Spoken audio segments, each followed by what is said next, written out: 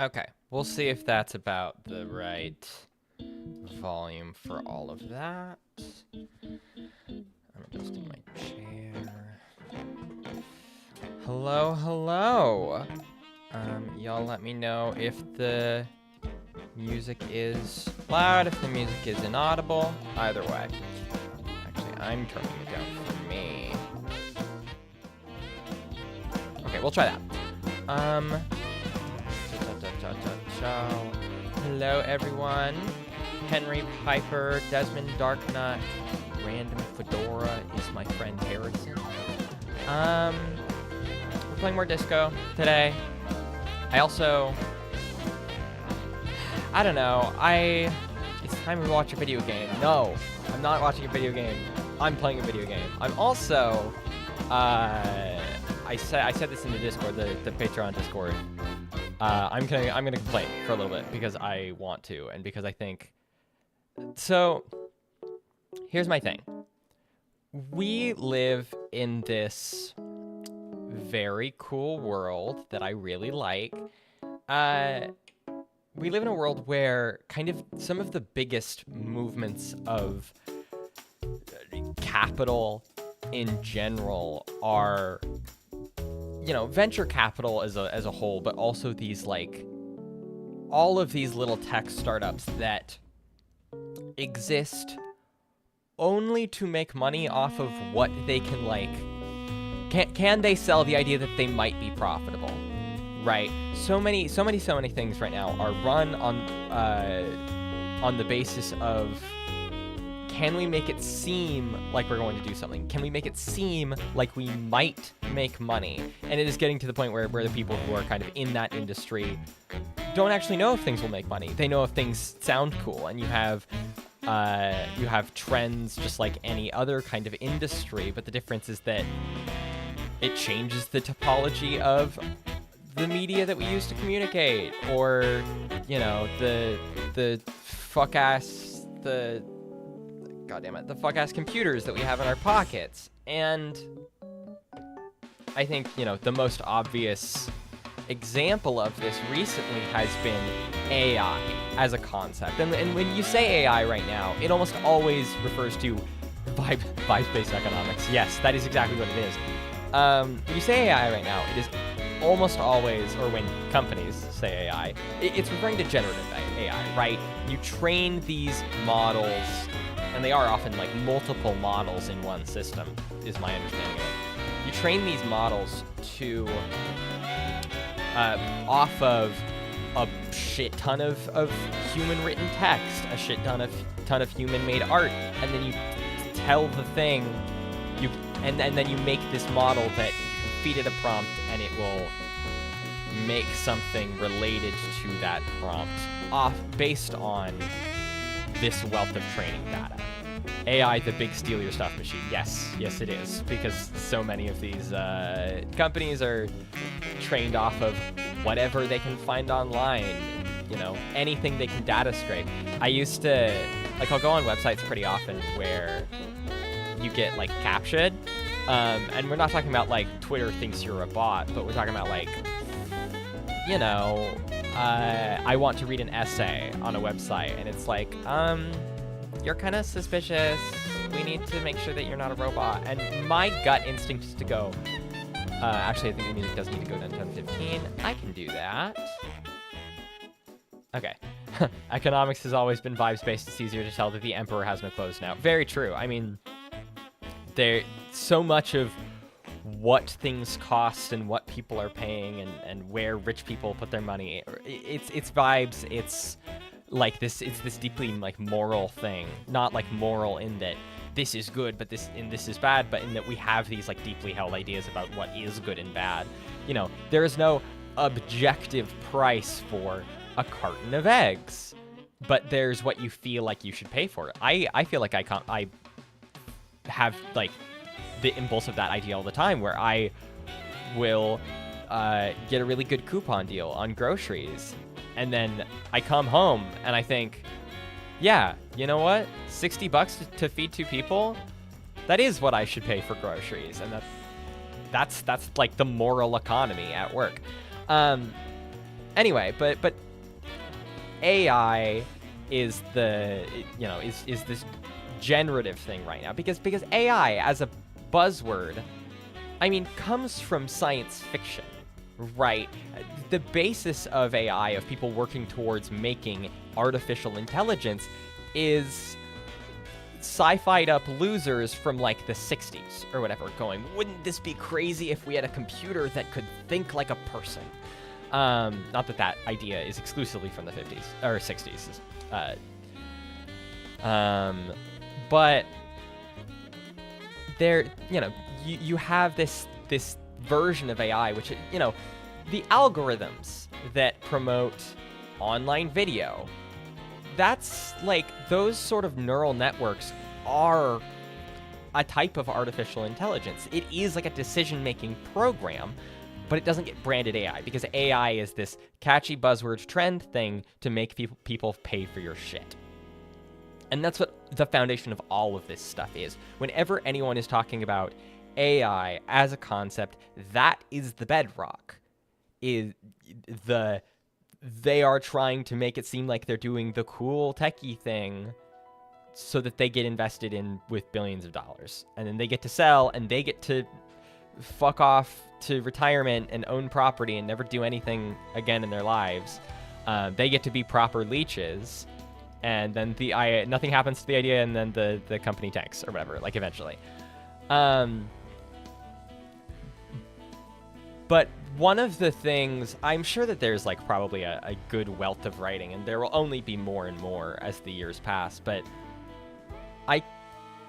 one of the like faces of the AI thing is these like chatbots, right?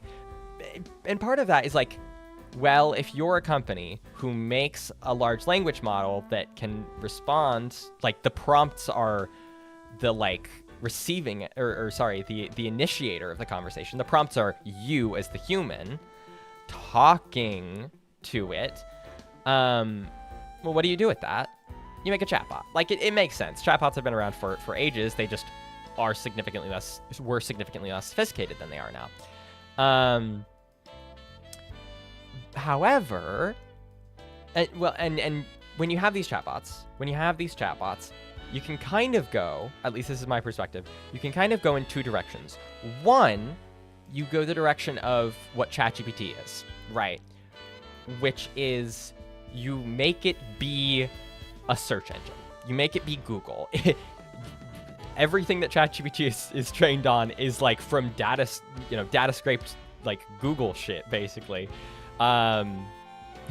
Essentially, you are asking ChatGPT things, and ChatGPT has in the past Googled a million things. This is not exactly how this works, but Googled a million things and remembers some of them and then makes shit up. Anyway, you could go this very silly route of trying to be a search engine. And the problem with this is that large language models hallucinate.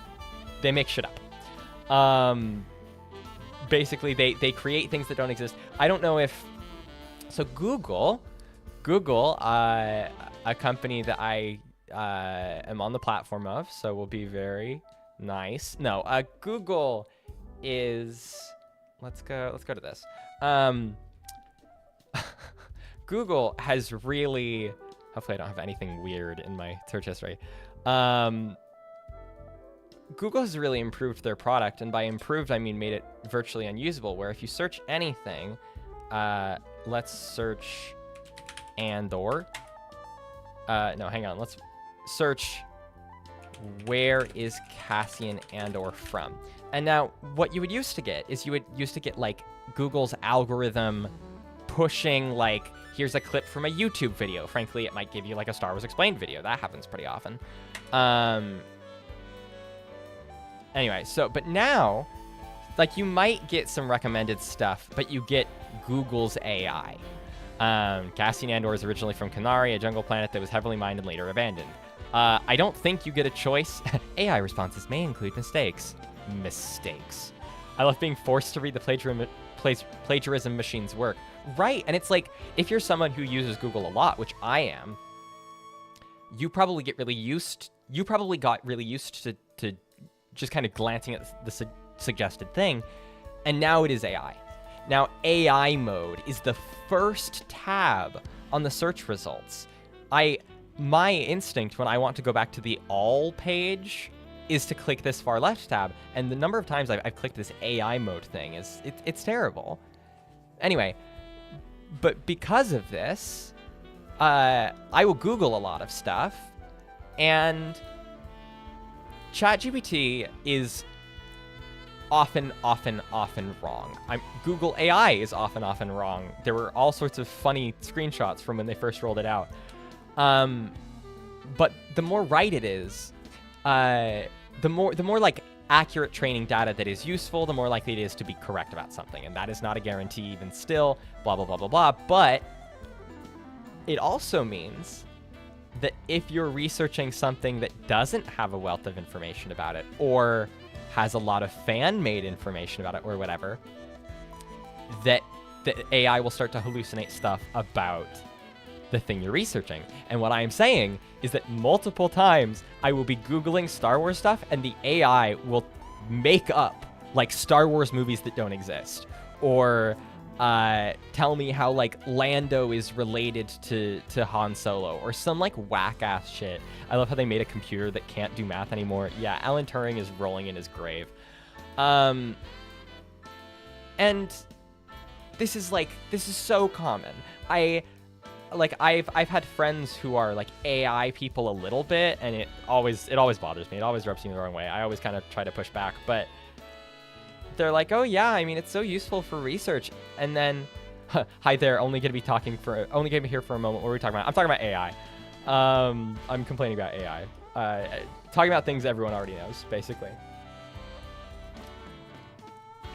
But people will be like, it's so good for research. I do research all the time, and ChatGPT is like, here, ChatGPT is like a free model, right? I'm gonna use ChatGPT for the first time. Let's use the free ChatGPT. Let's find out. I'm deflowering myself. We're gonna ask. Let's see. What's something really specific that I would want to actually know?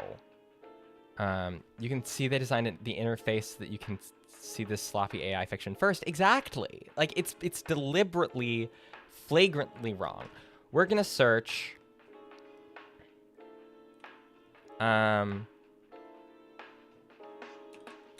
Is Cassian Andor from Fest? Yes, Cassian Andor is from the planet Fest, according to older Star Wars canon, early official sources. This is true, and then there's this other stuff, but it said something wrong. Like, this is a mix, but it is wrong, right? Who is Sister the Clone in Star Wars The Clone Wars. Let's see if it knows that Sister the Clone is not in Star Wars The Clone Wars. Okay. Sister...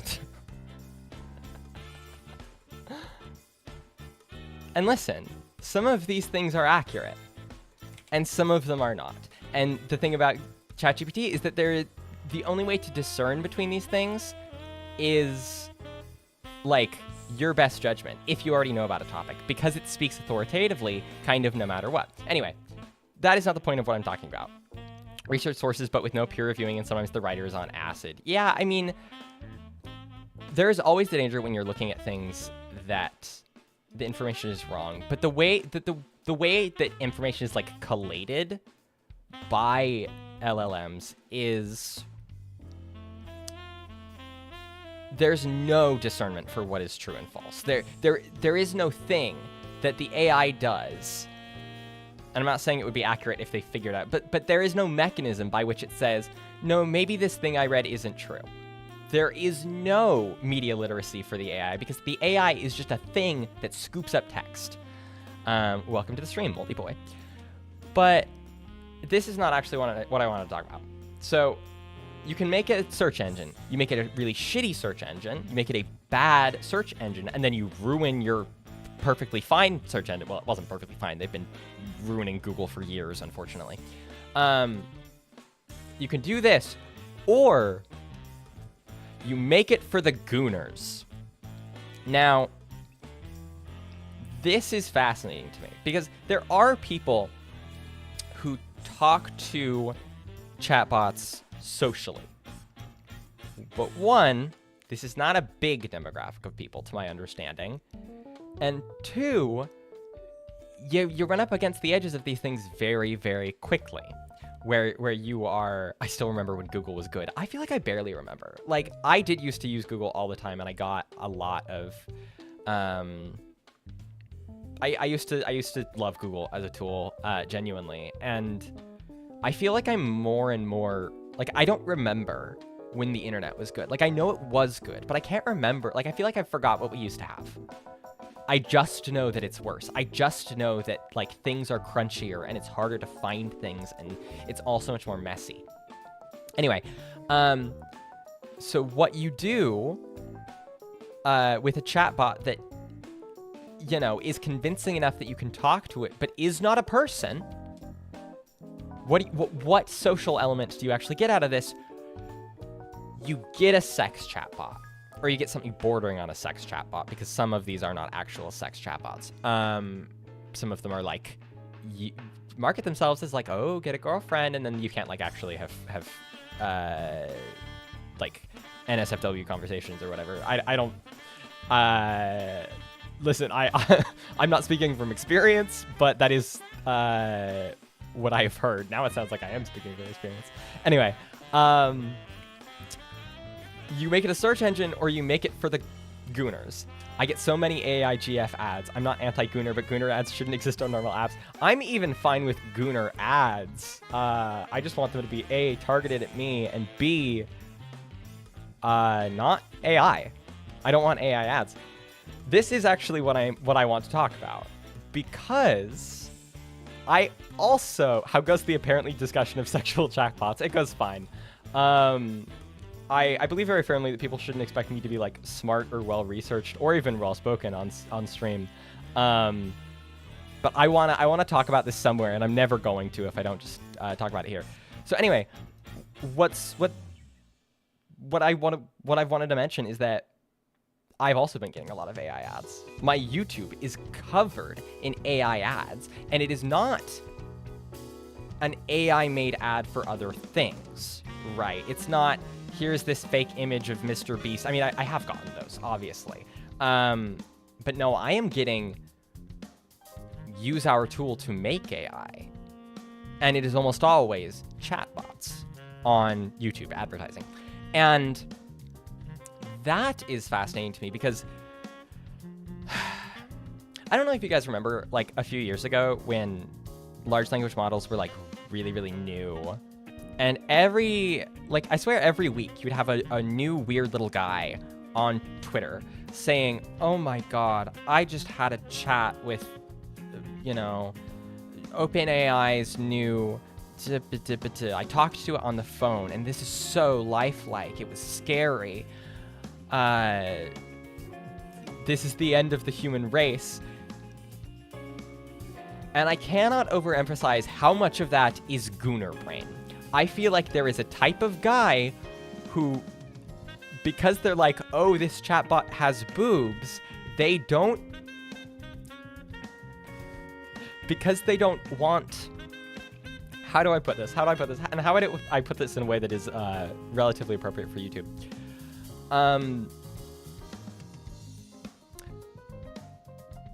They don't want the sex bot things to be people. And so it is enough for them not to be people. But this is the same as humanity, because I think there is probably like a fucking PhD thesis to be written about like the way this stuff is framed as women, essentially. This that I've had on screen for a bit is a picture of Grok Sexy Mode, where I believe you can pay $30 a month. I have not played with this because Jesus Christ. So I'm not like an expert. So lifelike person who doesn't know what life is like anymore. Right. I mean, like, it is so deeply hollow. Anyway, Grok now has, like, a week after becoming a Nazi, Grok rolled out like a chatbot avatar anime girl feature, Misa Amane from Death Note. It's definitely, her name is like Ani or something. Like, it's definitely Death Note inspired. A woman who serves you. Yes, exactly. And this, there are lots of reasons why the chatbot itself is gross. I think Grok is not a psyop, but Grok would not have taken off the way it has without the, like, cultural cachet that Elon Musk had. But anyway, this is a massive subset of what AI is right now.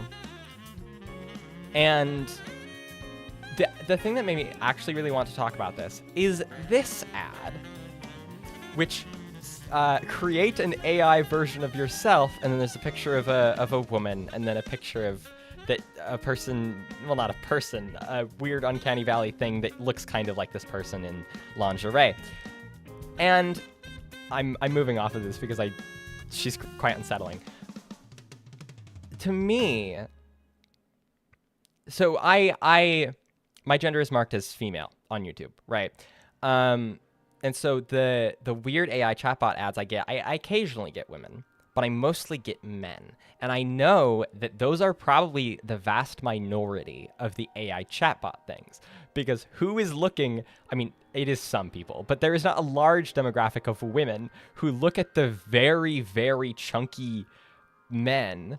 Like they're built like tanks. Like, it's so cartoonish, and they're like in sweatpants, and they're like posing all sexy. It's not, listen, I'm not into men, so maybe that's my actual issue here, but that's not what it is. But instead there is this, how do we market to a female demographic? Well, use this to express your sexuality and present yourself to men. And I saw that and I went, holy shit. That's crazy. Now, this is not the first time. Hello, why are we talking about AI? Because I've been thinking about it. That's because I came across an ad that I thought was weird on YouTube. and I saved it on I screenshotted it, and I wanted to delete it off my phone, so I'm talking about it here. There's a Twitter thread about women who had AI boyfriends, and they were all very regular looking body type-wise. Yeah, I mean, what is that 4chan thread it's like a classic, like, 4chan screenshot one where it's like, we made like a thing that starred a bunch of men, and they were all sexy Magic Mike types, and the only people interested in it were gay guys. And then someone replies, and this is the really memorable part, you forgot the twinks. Bitches love twinks. And that's true. If you want to market a sex bot to women, you market it with twinks, and you make them seem empathetic. That's what you do. There's this idea that, like, the inverse of the male gaze, this is not actually how the male gaze as a concept should be used, but, like, there's an inverse of the male gaze, and it's when a man has muscles. And it's like, no, this is still, like, men's views of what sexuality and what this all should be. And it is interesting to me that I have never gotten, here is this chatbot boy who is actually probably attractive to women. I've only gotten these, like, beefcake dudes, who I'm sure some people are attracted to the weird, uncanny pictures, but of these men. But I am into men, but a lot of men in games, movies, and all are not what anyone is into, but what straight men think people are into. Exactly. I don't. Why would I want a straight guy telling me, like, it's like, I'm a vegetarian, right? It's like if I ran a steak restaurant and I picked the meals for people, and I was like, this is what you're gonna like. This is the good thing on the menu. I don't eat that. I'm the worst person you can ask.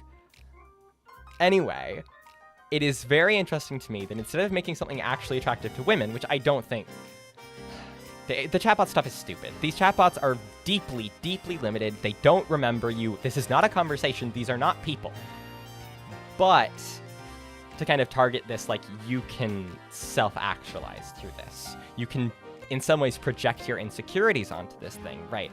I know that Snapchat's, like, had AI-powered filters for a while. I've never even glanced at what they do. One, because I think it's gross, and two, because I don't want to give myself a complex.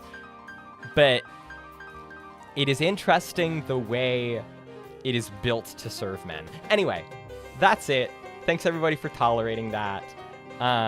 Women into men generally don't seem to be super into the stereotypically super strong and tough-looking type of men. And listen, the type of strong men that women like, straight women like, or at least, you know, heterosexual, not heterosexual, androphilic, let's say, the types of men that they like, if they are a person who likes muscly men, are not usually men who are twice the width of Hulk Hogan.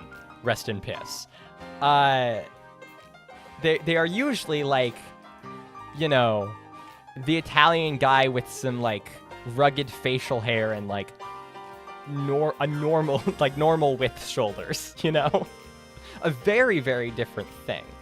But yeah, it's obviously not made for women's sexuality. It's made to convince men in boardrooms that they're marketing to women. I think I need to feed my cats. So I'm going to turn on disco. I definitely engage with more of these AI than a person would not recommend. Yeah, I mean, like, part of me is curious in that I want to understand it, but most of me, like, I don't want to know shit. I don't want to use this stuff. I don't want to use the amount of, you know, I probably shouldn't have let my computer just keep auto playing music. Hopefully none of that is in danger of flagging me for copyright. I just was not paying attention and my playlist ran out. Gym bros go to the gym to get approval from gym bros more often than women, and that's great. Listen, like, you'll have these things people, like, straight guys say about makeup, where they're like, why do you wear so much makeup? Men don't actually like that. One, men think they don't want someone in makeup, but they actually just want someone in, like, usually a neutral makeup look that they don't know is makeup. So that, they're dumb. But, like, women don't exclusively wear makeup for men. For one, lots of women aren't interested in men. And two, it's normal to do things to, like, feel like you are fitting in aesthetically or you look good in a way that, like, meshes with your peer group. That is extremely normal. Homosociality is cool, but these guys would freak if you called it that. Right? I mean, like, just enjoy yourselves. Like, it doesn't have to be a weird Gooner thing. Anyway, sorry for going on and on and on. There's your rare meandering commentary from Stream Lady. And now your regularly scheduled disco.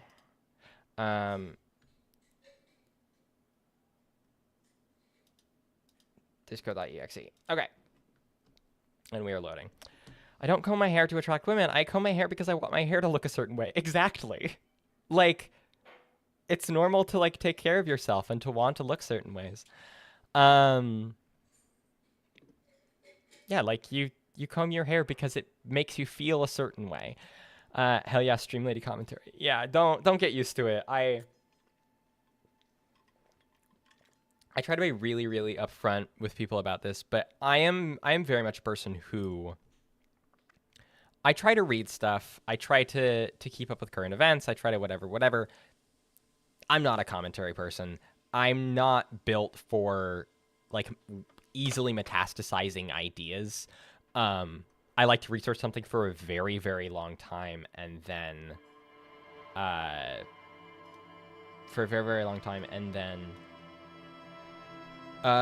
figure out sort of how I feel about it, what I think about it. And so I'm not reactive. I don't have a reactive bone in my body. Okay, that's not true. I could I could react to some things, but I just that's not for me. I like thinking about things. I like letting things kind of marinate. It's why I'm like a bad poster. Is that I'm not super well built for social media. Okay, Disco Elysium. It is still day one, but at least it is 5:14 p.m. So we're getting to the next day. My friend told me, Random Fedora in the chat. Thank you, Random Fedora. My friend told me that the time in game progresses while you are in dialogue. So that is good to know. It does not progress like when you're standing around like this. Last stream, we finished solving... Oh, no. We finished solving... Where the fuck is it? Oh, it's here. Here it is, thought cabinet. Mazovian's social economics... Oh, socioeconomics, pardon me. I have built 0.0% of communism. I have no idea what to do with this, but we have this now, so presumably this will come up in conversations and, like, my own, like, psychic narrative or whatever. Yes, choices cost time, travel doesn't, yeah. Good game design to make you, make what you interact with cost time. Yeah, it's... It feels like... Again, it feels like a visual novel a little bit in that way, and I do like it. I've played multiple visual novels that have that kind of mechanic where time progresses as you're like in conversations and stuff. And it's not like time spent in conversations. It's like what you're getting through. It seems like. Anyway, that happened last time. What else did we got into an apartment complex to talk to a guy. I don't think that guy is back till 5, but maybe till 6. I'm not sure. We'll find out. But we did some stuff like that. That guy might know something about the murder that we are investigated. I learned so this is this setting is Revachol. It is kind of... It is a place governed by, like, a provisionary government that all the, like, allied powers around, like, neighboring countries have established. That's who I work for. I am a cop. I am the, like, law enforcement employed by the allied powers, I believe. 47 years ago, there was a revolution. There's still bullet holes in the walls and stuff, like... But it didn't happen. They tried to overthrow the king. I think they did kill the sitting king. At the very least, they threw the, like, dead kings into the bay, like their bodies. They desecrated the mausoleum. But the revolution didn't hold, I guess. So smaller scale, there's like this like dockyard. The workers are on strike. Don't remember if I know why. And that's the setting. So because of my character's age and because he's like an enigma or whatever, I believe, it is my belief that this guy, Harry Dubois, Raphael Ambrosius Cousteau, they, them, Miku Binder, it is my belief that he was probably like a teenager when the revolution happened and things went to shit and he turned into a scumbag and developed a drinking problem and stuff. I could be wrong about that, but there's enough of this game that's like, who are you? What is your past? Bubba dubba dubba da. That. Anyway, you still have more conversation to do with the woman on the boat. Yes, that is our next task. Speaking of which, we found a decent chunk of change just throughout the apartment complex. And then we got $101 off of this rich lady. So she is a representative from the like dock company here to negotiate with the union. We're gonna talk with her. The goal is to kind of try to figure out what we can about the conversation and about the murder. And Kim, this is my temporary cop partner, Kim. Kim has basically said, well, this lady is like, she's a shark. She's shrewd. So what we need to do is we need to We need to like throw her off guard. We need to be wacky zacky. So we're picking the wackiest options to talk to Joyce. We bamboozled Joyce and swindled her. Yes, we did. It wasn't really swindled. She really was like so willing to give us money. Okay, we're gonna talk to her. You're back. And keep going. Good. What can I help you with? Tell me about Wild Pines. What we do. I'm afraid I don't speak for Wild Pines as a whole. It's a giant undertaking. So what do they do? The Pines' core competency is logistics. Container shipping, freight, that sort of thing. See those airships there, blinking? Those are the shipping side of things. And that is the terminal. Another subdivision deals with energy, oil and gas exploration, offshore platforms. I have not seen any airships around here. I did not know there were airships in the setting. How much money does Wild Pines have? I'm not at liberty to discuss the company balance sheet, but I can tell you that last year, the company booked more than 20 billion real in revenue. Oof, that's a little more than I got. A billion? What exactly is a billion? It's a number, officer. A big one. What is it made of? It's made of 1,000 millions. A million is made of 1,000 thousands. That's it? I thought Wild Pines was supposed to be big time. And to think, there are years when the group books losses in the billions. A wave hits the sloop. She grasps the mainstay for balance. Wild Pines employs 72,000 people, all of whom have families that depend on their salaries. It is a tremendous responsibility. Where does Wild Pine get all of these billions? They started as an exploration and cargo fleet conducting trade between the Samaran and Insulindian Isolas 250 years ago, when Pine ships explored the South Seminese and charted Lomantang on behalf of the suzerain. What's the over-under on them being like a former like slave magnet or something? Centuries of care, deliberation, and madness have gone into this endeavor. Vessels pass through the great unrest to re-emerge with apricots in tow. The logic of the system is totalizing. It's taken everything from its employees to build it. What does a huge system want with a place like this? You mean aside from being the terminal's legal owners, who are responsible for moving 8% of the world's cargo? You don't keep it moving, the workers do. We built this district. All the best parts of it. Rue de Saint-Ghislain, with its bastions. The plazas Meteor and Mosaic. Even some of the old street lamps have been put back thanks to the investments from the WP. Okay, I don't know if y'all could see it, but I just got the Steam Award Biggest Communism Builder Employ Critical Theory 9 times. Yeah, okay, we don't see your achievements. Yeah, I'm glad that the Steam overlay doesn't show up because I've accidentally opened it multiple times on stream. Anyway, I just got the Steam achievement. Go team. Before Martinez was swallowed by the industrial harbour, even before it was part of Revachol, long before Terminal B was erected here, the Pines built it as a resort for its Revacholian employees. What does it mean by employ critical theory? Does it just mean like do a dialogue choice that is inspired by the fact that you invested in Mazovian socioeconomics in the thought cabinet? Is that all it means? Or is it just like any time you say that things belong to the workers, that counts as employing critical theory? Before my name was solved by the industrial harbor, blah, blah, blah, blah, blah, blah, blah. A company getaway? For a weekend or a summer holiday? Then came the revolution.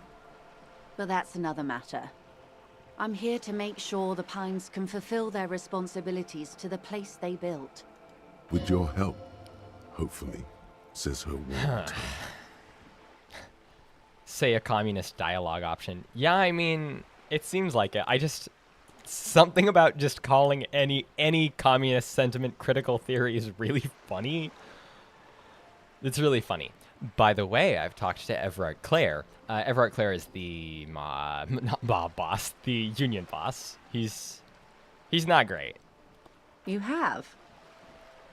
And how did you like Mr. Clare? He's my best friend. Finally, time to choose sides. Oh, you're way too excited about this. I didn't. He's a beautiful man. Beautiful and just. He's a bloated rainbow socialist. I can do business him for a socialist. He's reasonable. He's not the champion I have chosen. I wish to swear fealty to you and the cause of capital.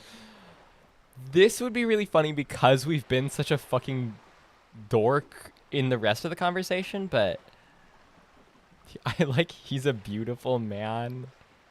He's the champion I've sworn fealty to. Every dialogue option is marked as a category of political style. Thanks, I hate it.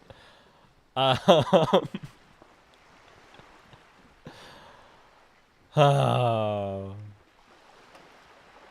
I wonder if it's not important if I liked him is the like fascist option. Because it's like, I'm just being a cop or whatever. Oh yeah, what I'm talking about, we have stats now. So I have 8 points in the sorry cop option and 9 points in the communism option. And then everything else is pretty low. Except for fascist, which is 2 up, which I would like to know what I said. Whatever, we'll... I don't want to swear fealty to Everard. I don't like Everard. I'm going to say he's a beautiful man. Just? In what way? In a nice country... Yeah, he's not actually just, is he? He's useless. In a funky socialist way, he looks out for the people in a nice country, white working class... Ugh. He's useless. Oh, come on now. He has his uses. How else would he have stayed in power all these years? She's Or wait, declaring her fealty. actually, corruption. That's how he's done it. Fantastic, Verm-like corruption, reaching into the bowels of the earth. I checked, I had 15 in ultra-liberal. Jesus Christ. That's like twice the number of my highest stats. I know that you deliberately... centrist. I know that you deliberately played as a deeply, like, boring person, which is insane to me, but that's wild. The position of my unusual colleague does not reflect official policy. I hope you understand. The RCM does not pick sides. He definitely says that no matter what you say. Of course. And I don't expect you to share anything he told you with me. I'm not a corrupt Verm myself. However, if you felt like discussing something... Well, you know, the thing is that you can still be a bad person even if you're not corrupt. How could I stop you? Are we not human? Are we not curious to hear another person's take? It's only natural. We would only be gossiping. Gossiping. I will say, it is nice to finally have a woman in this game who's like an actual character. Tell her she'll like you for it. No. Yes, your disgusting necktie agrees completely. Let's gossip. Is my necktie like fake German? The money you gave me, would that make things weird if I shared information? Mr. Everett is helping me find my gun. We're gonna be like, is this corruption actually? Weird. Oh no. One of the positive things to come from the revolution is the unhindered exchange of information, you see. Even when it comes to trade secrets. Sorry, 10 in ultra-liberal, 15 in good cop, bad cop. How? She also just gave us 101 real. Cindy was cool too. Cindy was the person who I drove to like quit the job, right? That was a fucking rough conversation.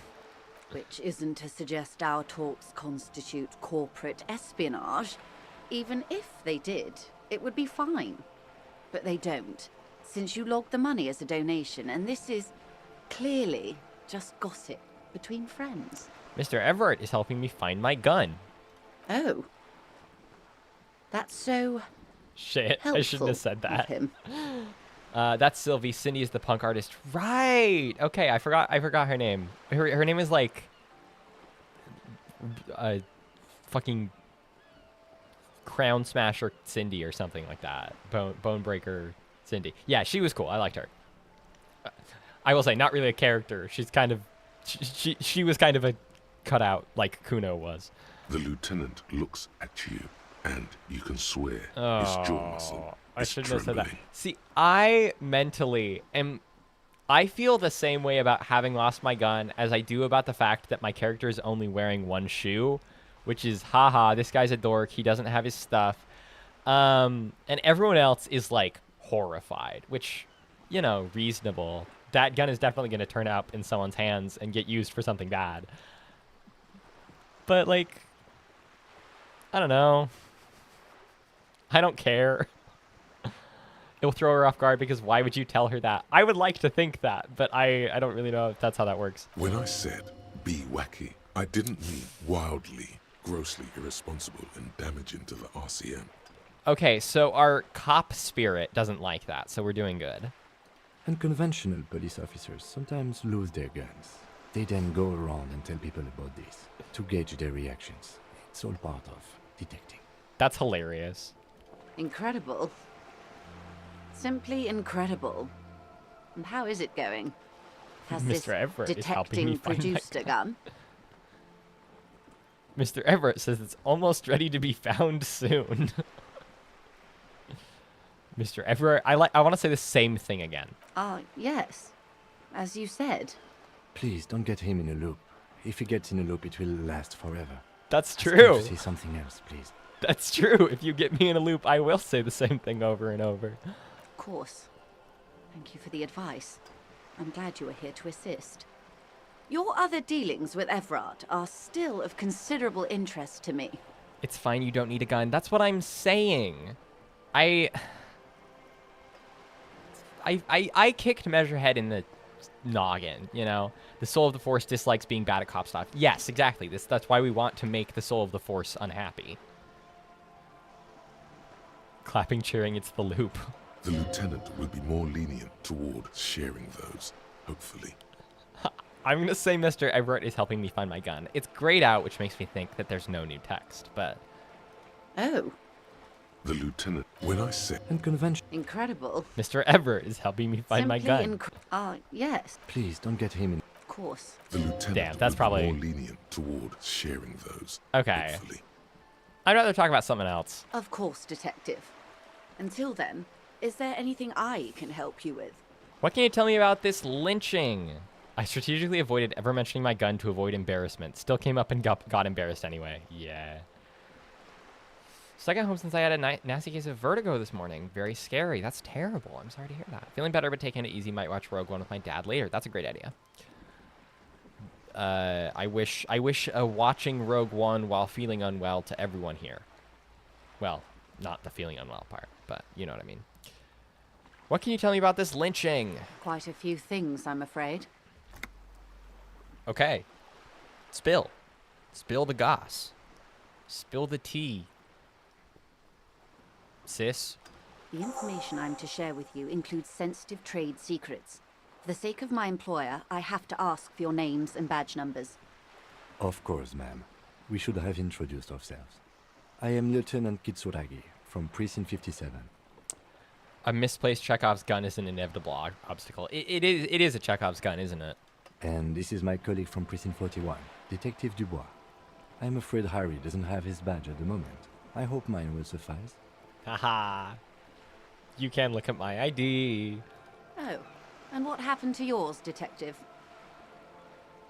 Awkwardness washes over the conversation. The woman doesn't like this turn of events. Remember when my partner told you I'd recently suffered from an unusual medical episode? I see. So, are you saying you lost your badge during the course of this episode? I could have eaten it for all I know. I don't remember anything. This world, this city, nothing. Oh dear. I suppose this does explain some of the more curious turns in our conversation.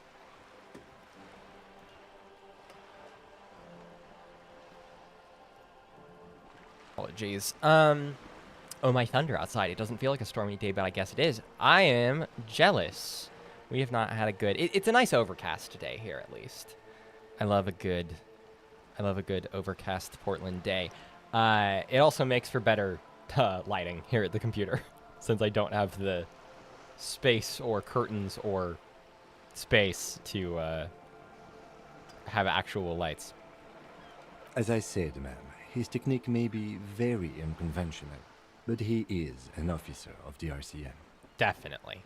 Of course, I sympathize, but I'm afraid I simply can't share anything more until I've seen that badge. Translation, I lost it while on a drunk bender. Ma'am, what you don't understand is that I got fucking shwasted. Hang on. She's a professional negotiator. She should be open to some sort of mutually beneficial arrangement.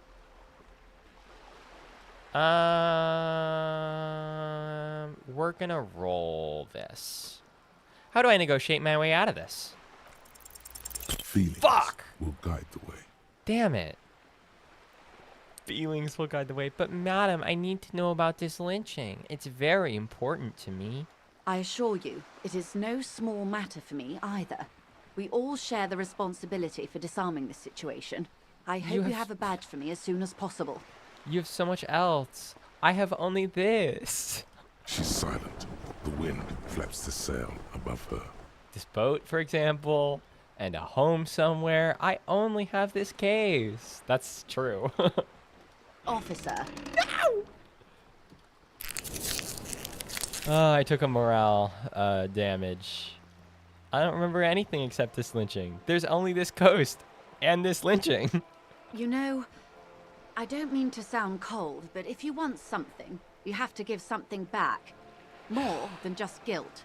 She really is a capitalist. I am really sad we didn't make that check. 83% is so good. You're doing it. Despite your own best efforts, you're still getting in. We're doing it. I can do this. I can do this. I'll be frank with you. If I'm going to break protocol, I need to be able to justify it to my superiors. They're going to want to see something tangible.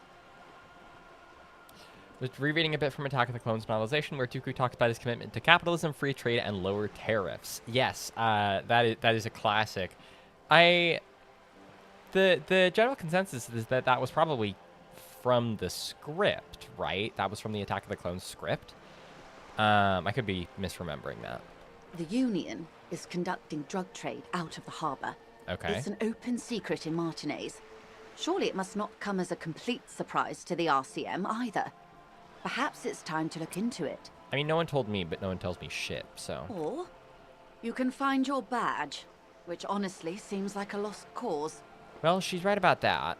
So she wants me to get dirt on the Union for her. Detective, a word in private before we continue. Excuse us for a moment, madam. Oh, I haven't seen that before. I wonder if we can get other party members. I would like that. This is not going quite as I hoped it would, Detective. Yeah, well, I missed the check. I don't know what else you want from me, Kim. Honestly, I was expecting you to use your unorthodox technique to keep her off balance, and not volunteer us to be her henchmen. Really? I thought it was going so well. This woman is running circles around us. She might have known about your misplaced badge all along, or she's simply an adept improviser. Either way, we've played straight into her hands. Great.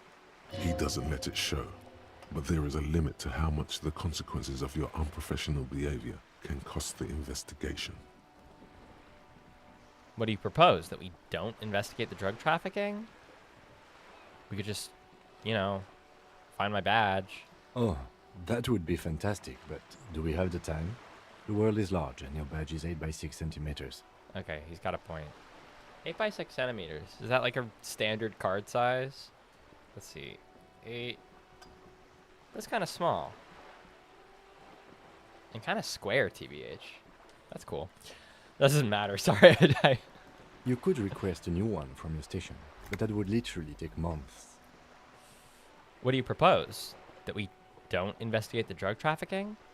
No. If there is reasonable suspicion, we must investigate. Otherwise, she could claim we are siding with the Union. I Or see. that we are on their take. We'd never hear the end of it. Yeah, that would be scab behavior. Yes, it would. Measuring sizes on stream, only as much as YouTube will let me. They're widely corrupt, sure, but you shouldn't get dirt on them. Yeah, I mean, like, you don't get dirt on the union to give to the employer, you know? You stay out of it. What I propose is, we ask her, then we investigate, briefly. But do not share the outcome of this investigation with her. We tell her it's done and demand Okay. for her information on the lynching. That seems wise. It would not hurt if you tried more in the future, yes. Hey, I tried pretty hard. Like, let's get back to her then. You're back. Good. What can I help you with? You seem smart. I need someone to give me the lowdown on this reality we're in. This reality? It's really... pardon. No time to explain. Just give me the lowdown. No, but please. A little context. We're not in such a hurry. Okay, it's my medical episode. Ah, yes. The episode. Sounds like an acute case of encephalopathy, now that I think of it. Okay. Are you a doctor? Don't be phased, madame. He functions perfectly well. He only needs a lowdown on all of reality. That's hilarious. We may be here a while then. Ask away, officer. I'll help however I can. All right, we're in. I know these all look good, but begin with the first, okay? Reach for something fundamental. Very low. 3% chance. We're rolling it. We're rolling it. A strange Damn. coldness comes over you as you look at the world. The waves sway the sloop slowly. That's all. Well, that was nothing. Where are we? We're in Martinez, baby. Baby? A casual term of endearment popular among the 50-plus crowd. It's a disco holdover, pay it no heed. Disco mention. I'm a disco holdover myself. Aren't we all? And what is Martinez? Martinez is a district of Revachol. A very small district tucked away near the industrial harbour.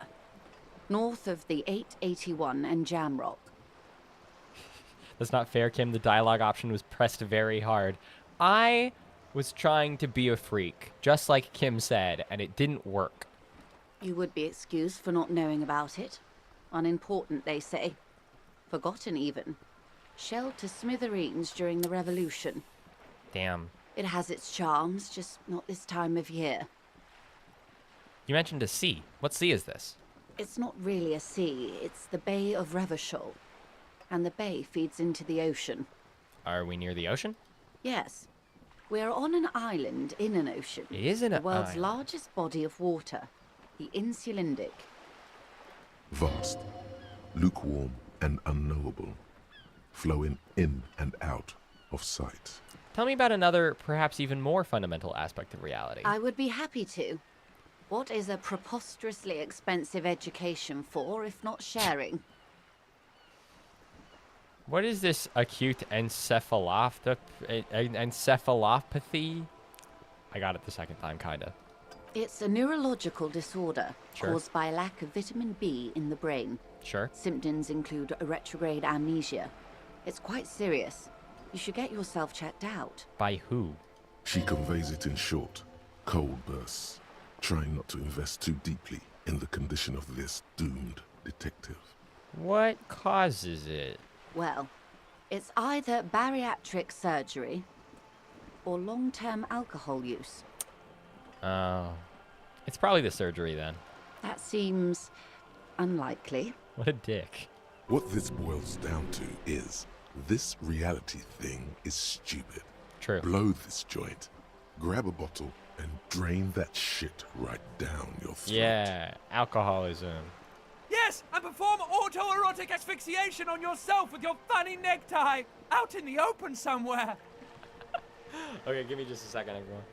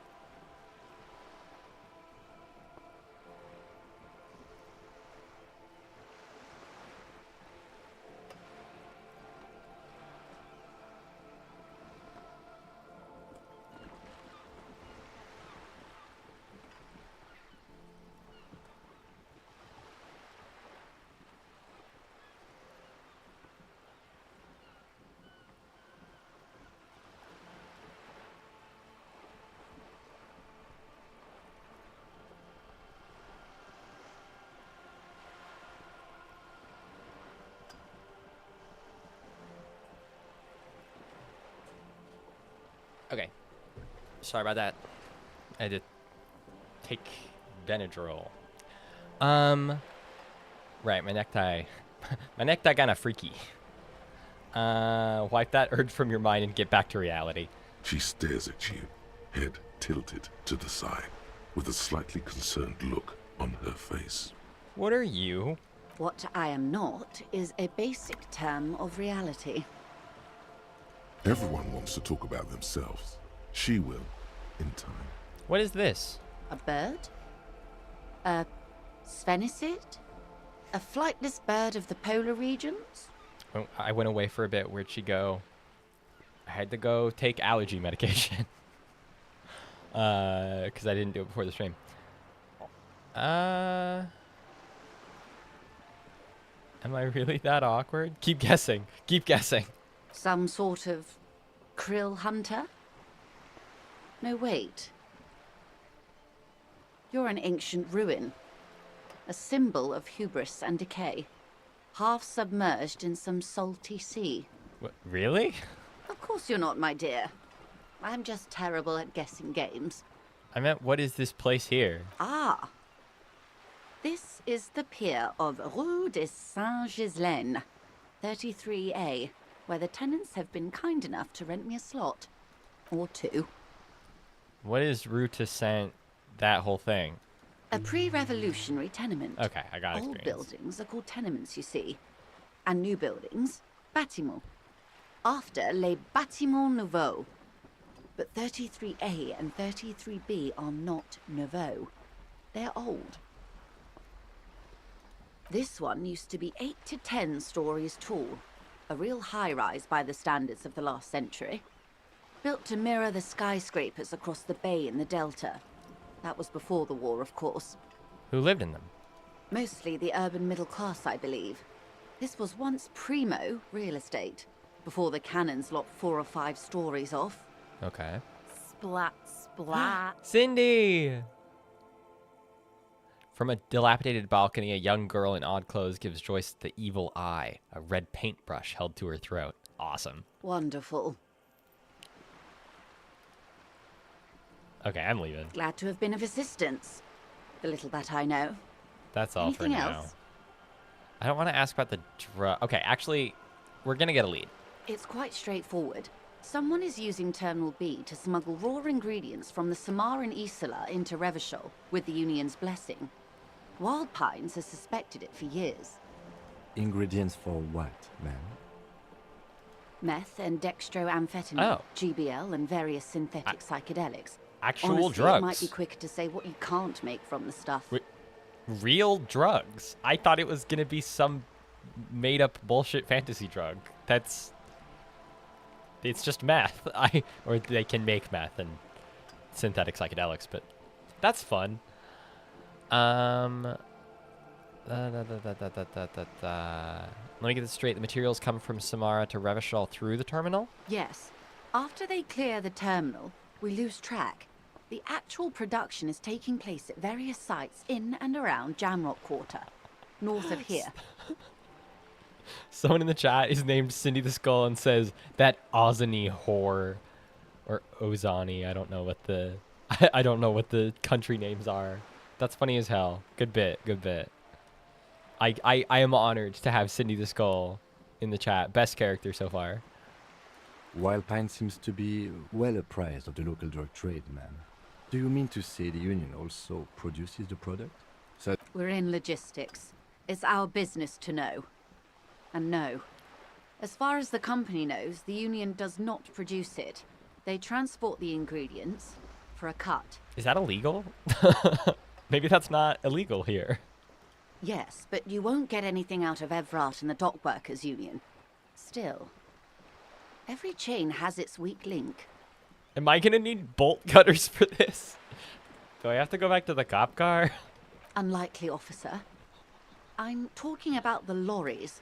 Once the ingredients reach Jamrock, they're distributed to a network of local manufacturers, well beyond our grasp. But in transit, they may be vulnerable. Heart emojis from Cindy the Skull. Hell yeah. Perhaps you've noticed that a number of lorries are tangled in a traffic jam at the roundabout just now. No, I didn't. Interview the drivers I who are didn't still notice hanging that. about. One of them might be waiting for a crucial shipment. Okay. I'll be explicit. If you find this driver, I will share company secrets with you.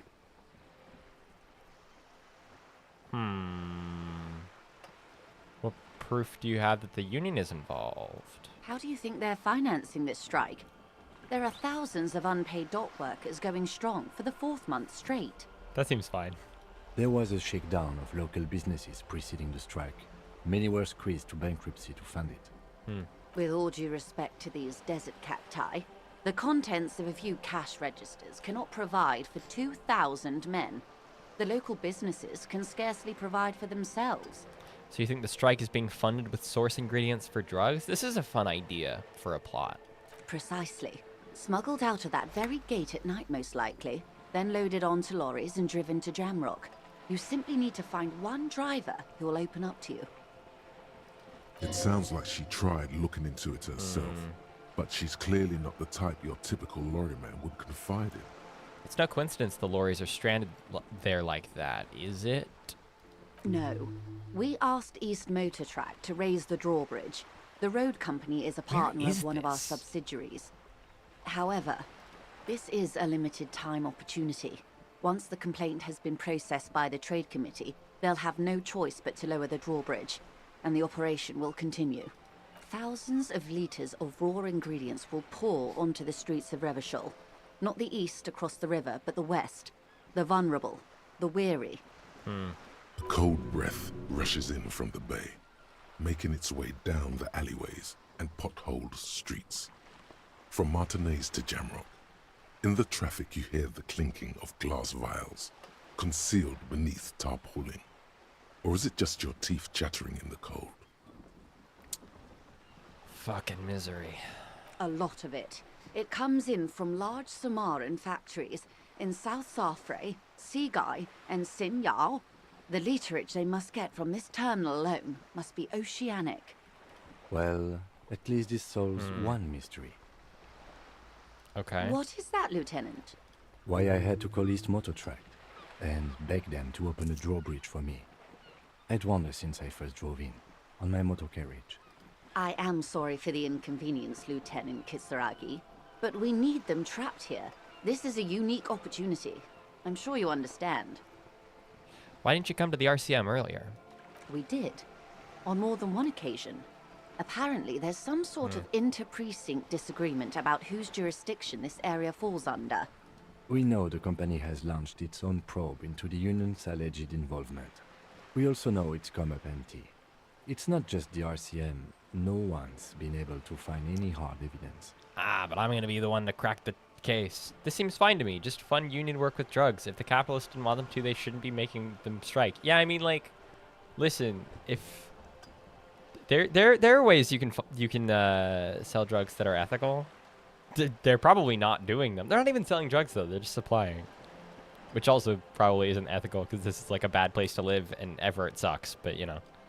Well, here's your chance, officers. Okay. Yes? We'll take the case.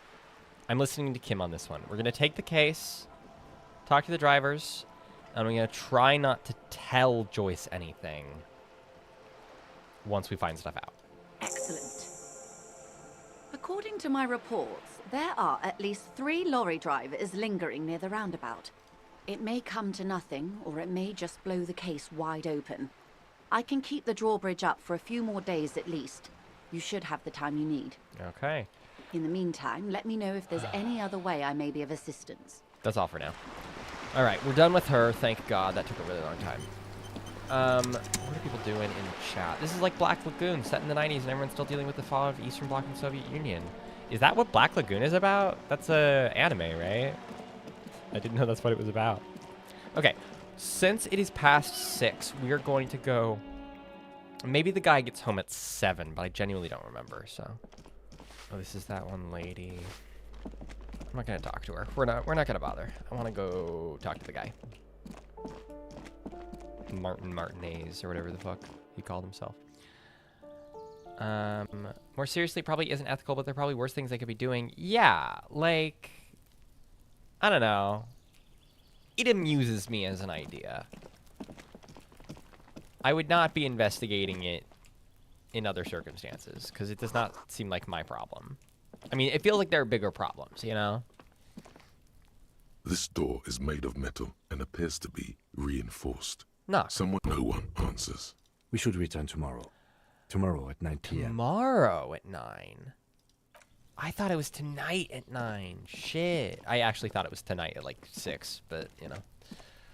It's been a week. That sounds cool. If Black Lagoon is good, that sounds like a cool premise. But also like 90s era anime is like a big mixed bag. Like all anime is a mixed bag. Especially with regard to the whole misogyny thing. Alright, so we did all of that. We have stuff to do. I still need signatures for Everard. God, I really am just like... I'm becoming all of these like power players errand girl, and I don't like it. Yeah, I really... Kaya right. I do think Kim has the right sort of instinct here. Give her as little as possible. Inside, you see a set of steering levers, a radio microphone, a pull-out toolbox, and a metallic drawer slides out from under the seat. Flashlight. It's robust, weatherproof, lets you see things in the dark you would otherwise miss. Chain The cutters. handles are long and sleek. Snap, snap, go the cutters in your hand. Put it The back. pull-out toolbox slides back into its nest. Tap on the Preheated fuel preheater gauge. castle. As you tap on the gauge, the indicator pin jerks as if startled. It's in the large orange sector, indicating the engine is warm. Next to the gauge is a red switch labeled heat. Hang on. I don't have my stream info readily accessible. Let's change that. Okay. That's better. Red switch labeled heat. No, that's enough fun with the foldable headlights. I know they are mesmerizing. They're also Oh, fragile. I'm not going to turn it on for you again. that's funny. Okay. Okay. Okay. We had something that we could use the chain cutters for, right? That was the apartment. That was an apartment. Because that would be breaking and entering into some random guy's house. So that seems ill-advised. Who's this? Have you no shame? Whining about your back every time you bring out the measuring tape. I don't think this is my... I don't think this is me that he has this gripe with. Honey, you're a man Oh. with a fork in a world of soup. This guy here. Please, let's just try to enjoy the game, all right? You're a man with a fork in a world of soup. I'm trying to, but you keep breaking my concentration. You're old. I can see that. We're both old. Now stop grabbing your ass like it's a girl. These manly men are playing balls. This? This is a ball game. Grab a ball and play it. Don't ask questions. Shoot first. Ask questions never. Shouldn't I ask what game it is? No, you got this. There's the ball. You're the game. Okay. We're doing this. Yes! What happened?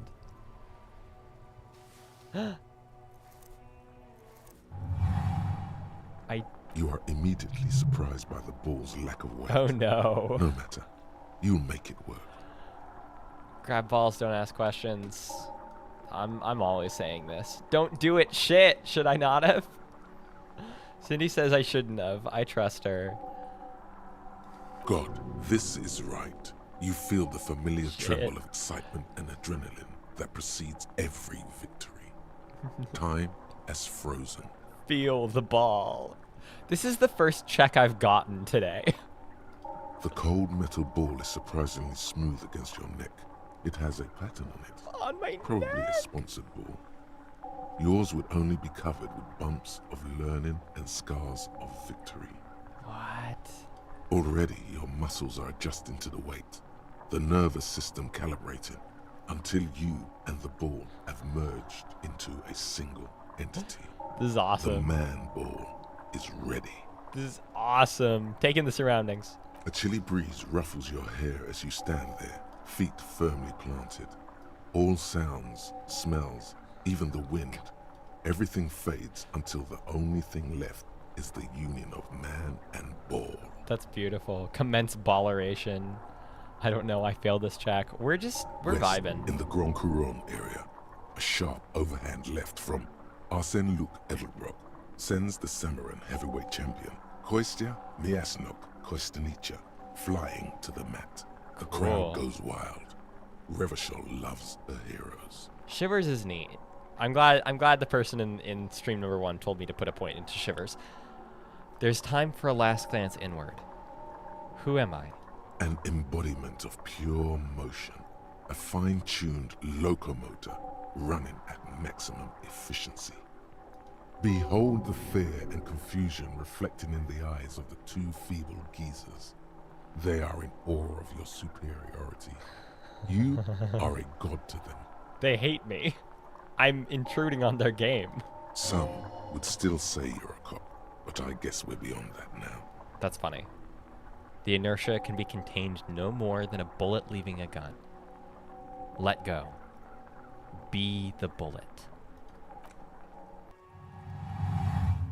Am I gonna fuck it?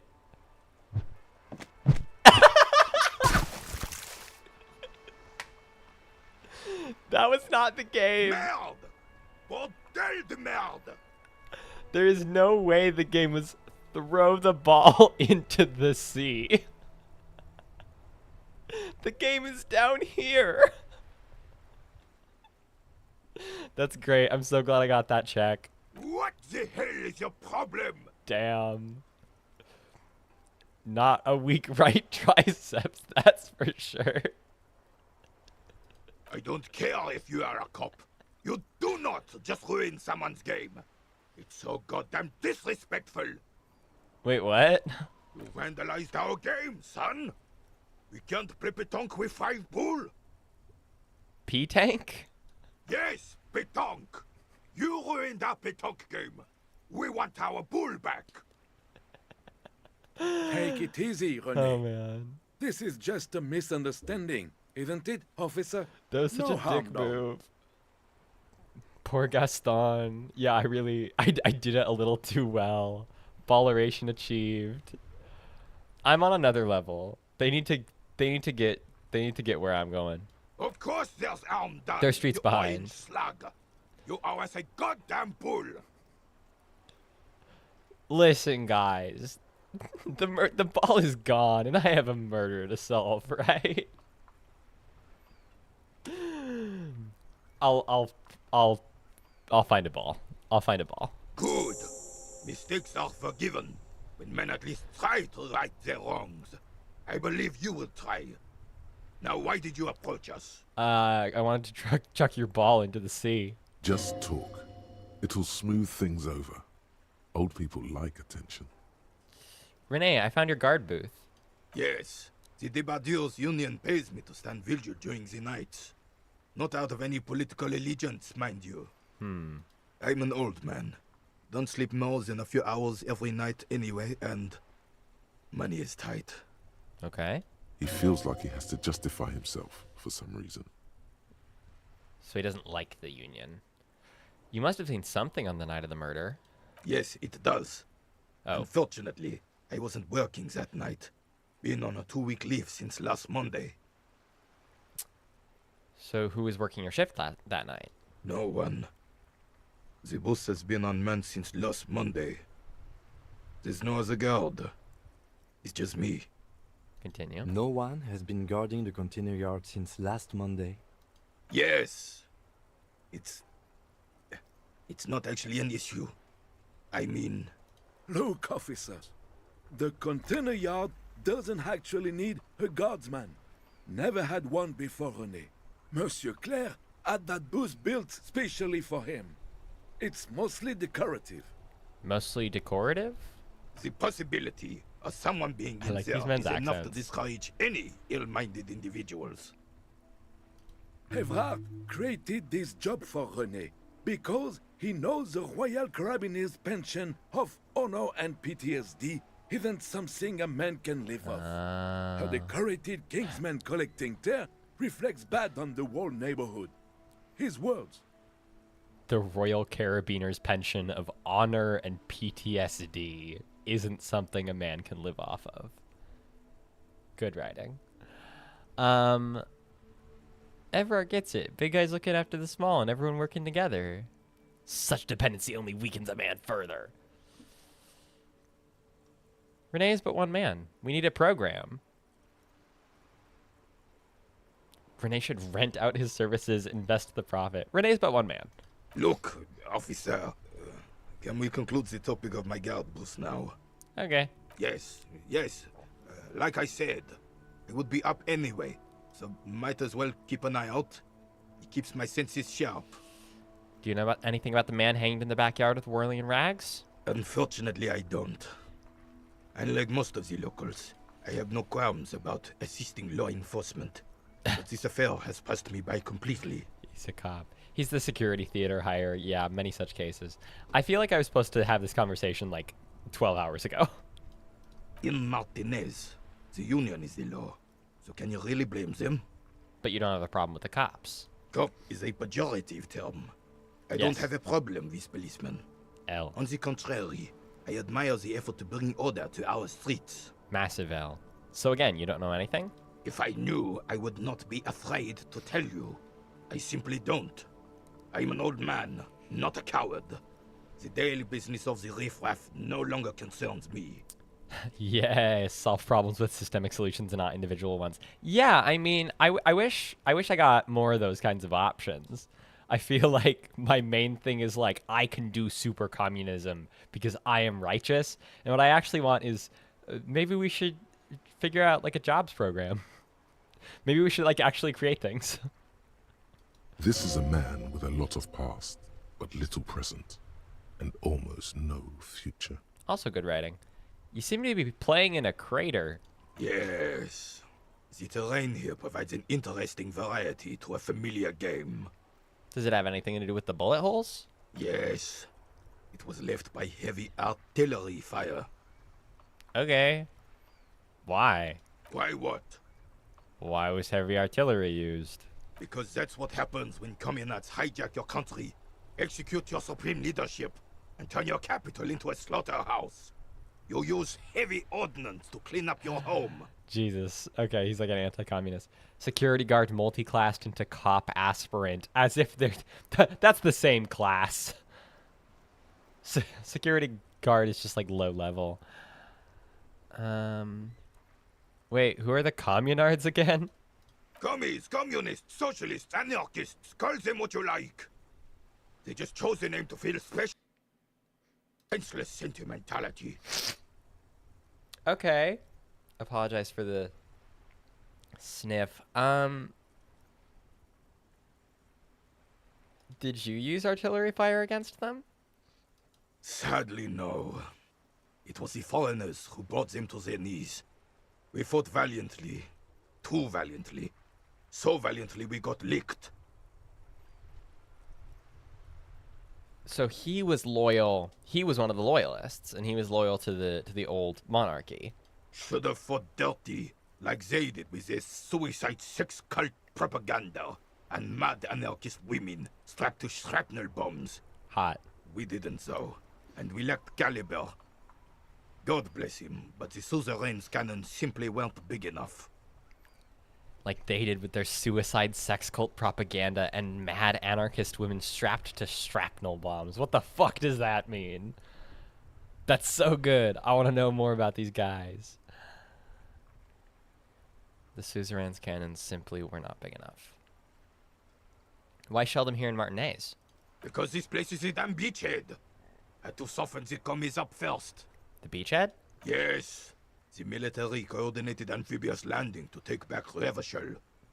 He finds your lack of historic knowledge troubling, a sign of mental deterioration in the preceding generations. Preceding generations.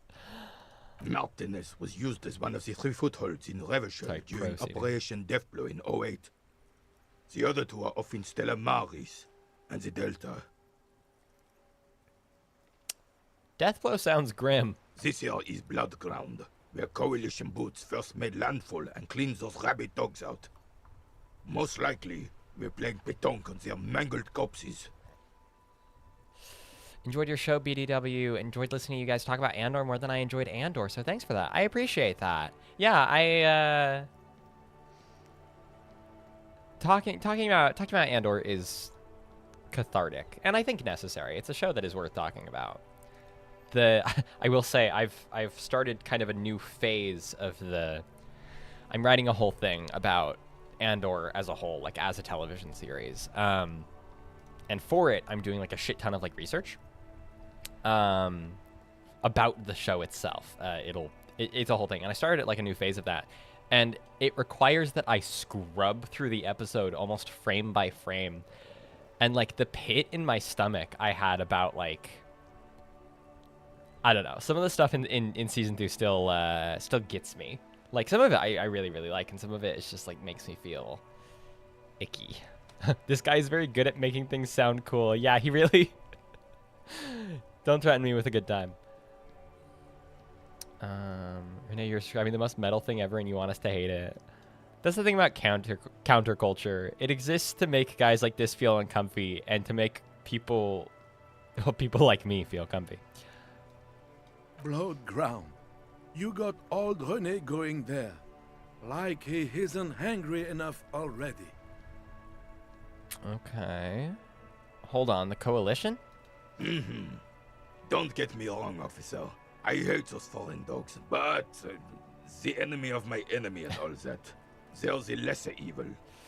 Your hair is so fire today, OMG. Thank you. I really need to go get my bangs trimmed.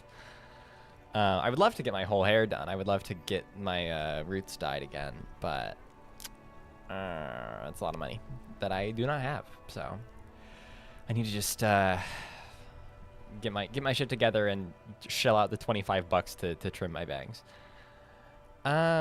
Is that why everything is so bombed out? Damn right, son. They laid the fire of hell on this city before they stormed it. And it worked, too.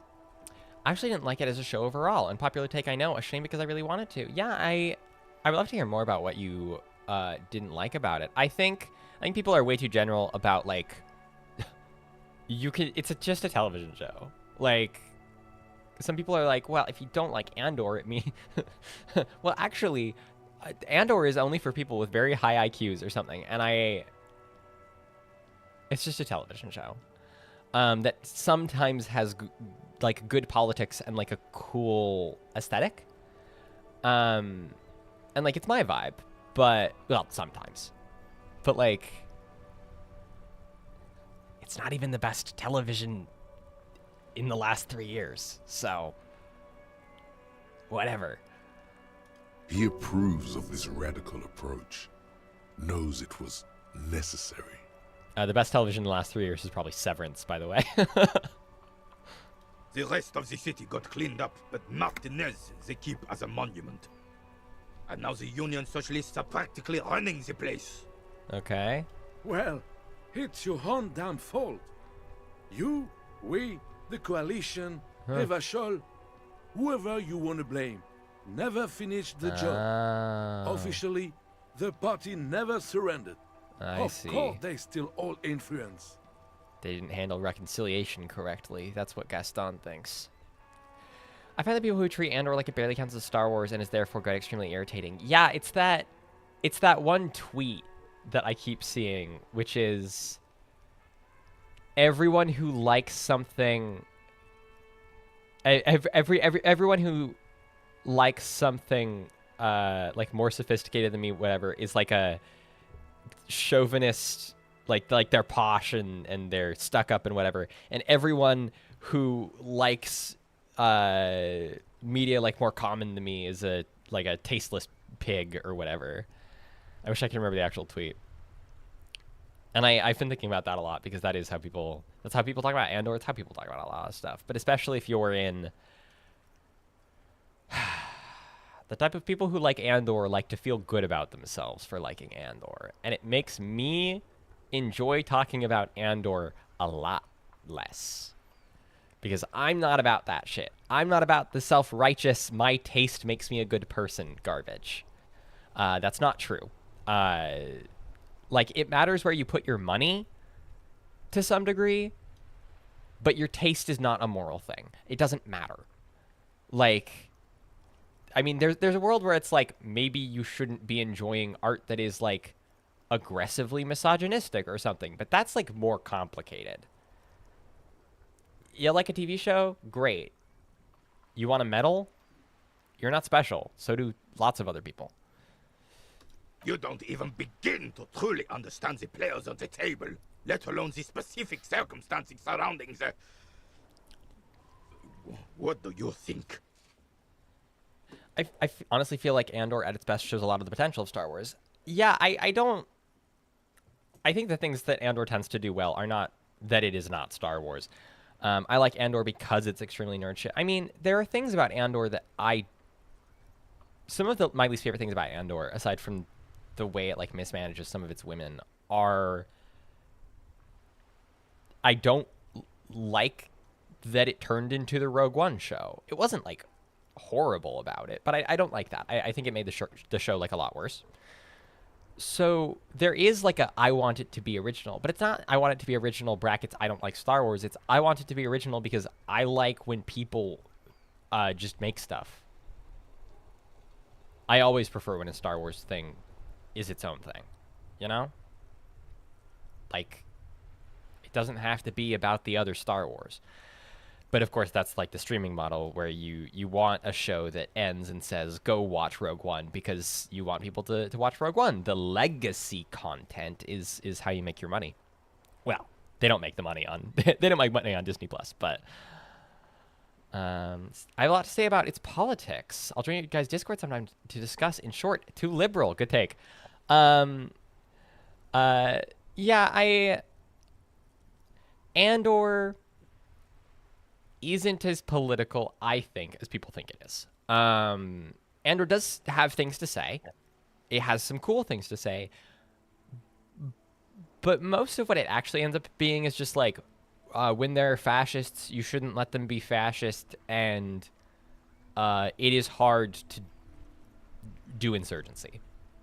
Those are most of the themes, and those can be resonant, but like that is most of what it says, and that's not a bad thing. Those aren't bad messages, but they are, I think, limited in scope. I think people project a lot of things onto Andor that Andor doesn't necessarily need to get credit for. And to be clear, I think it's fine to project your politics onto art. I do it all the time. I make a meager living off of it. But like, I don't know. Because people are so eager to give all of the credit to Andor, I feel like I feel like I have to be a contrarian. I feel like the intellectually interesting thing to do is to interrogate that. I didn't mind it, but that might be because I always expected the end to be like that. Yeah, they said it would be, and I think it's a bad idea. I think just make your own show. Sure, I mean, you can tell... Here's the thing. There is absolutely no reason that a thing that is technically, chronologically, a prequel to another thing has to end adjacent to the other thing. There's no reason why Rogue One needed to lead into A New Hope except to tell you to go buy A New Hope on Blu-ray, you know? That's how it should be. Soft socialist paving the way. Commies just don't understand how money works. What do you think? Nothing. I don't think. I just do. Soft socialists. Preposterous! Surely you don't mean it. I just wanted to make him Sorry it mad. had to be them. After 8 years of fighting those commie hyenas, boiling cats for food and drinking my piss in the mountains, No one asked you to do that, dude. You didn't have to do that. I would have preferred if the Right Honorable King Guillaume returned through Revachol, or even if that damn clan Frisell had risen from the grave and led us. Sadly, that was not the case. I assume those are the two most recent kings. This royal failure weighs heavily on him. Cool. Instead, Interesting. all that is just, holy, and beautiful in the world was wiped away, and now it's neon signs with toothpaste ads everywhere. Foreign influence peddling garbage and stupid music on the radio. Andor is good because it was a well-produced show. I think the things that are good about Andor is... The things that I like about Andor, the things I like best about Andor, is that it is just like a style of storytelling I like. I like when a story is interested in like the material conditions of its setting and stuff like that. I like creating stakes out of things that are not. I think the most boring thing a writer can make tension out of is a character going to live or die. And it's not like there's none of that in Andor, but that's never actually what it's about. And I think that is tasteful when they do that. That's why everyone who's like during season 2, people were like, oh no, all the characters are going to die. No, that's not what the show is about. A lot of the characters died, but not most of them. Most people in Andor do not die. That's not how a good story works, unless you're doing an everyone dies story. Those exist. The Squid Game, like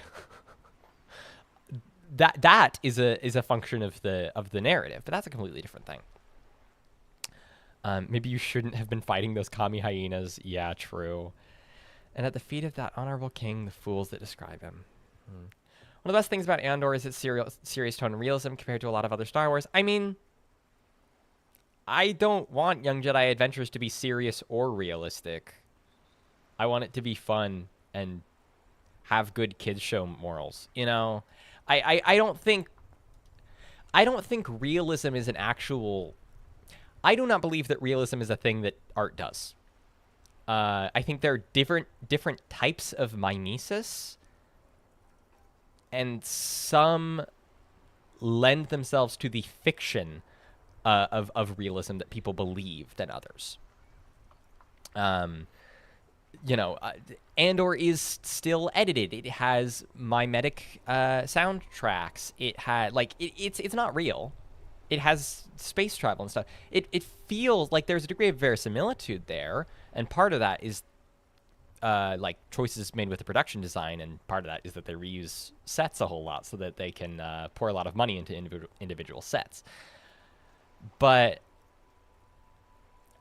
realism in and of itself, I personally do not see as a virtue, because I don't think it's a real trait that art can have. Personally, This is just what the commies wanted. This was their plan all along. This is what they wanted to replace the role of the suzerain with.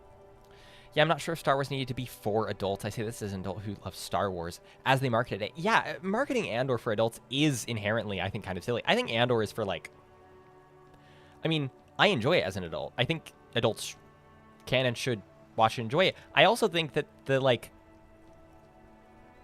if you're a 14-year-old and you watch Andor, you're sitting good. I liked shows like Andor when I was a 14-year-old.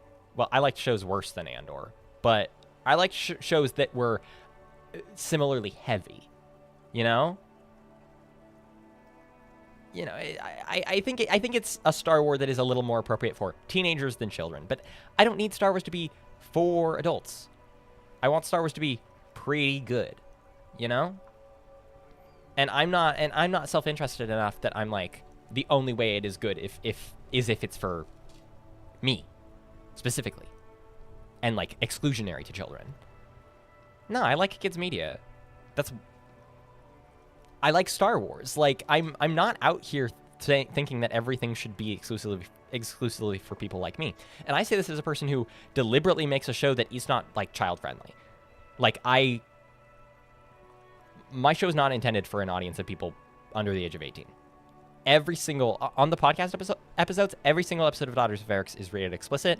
I do not make children's media, but I like children's media. Children's media is fun. You get this from people talking about the new Avatar show that's coming out, where people will be like, oh, why didn't they make it for adults?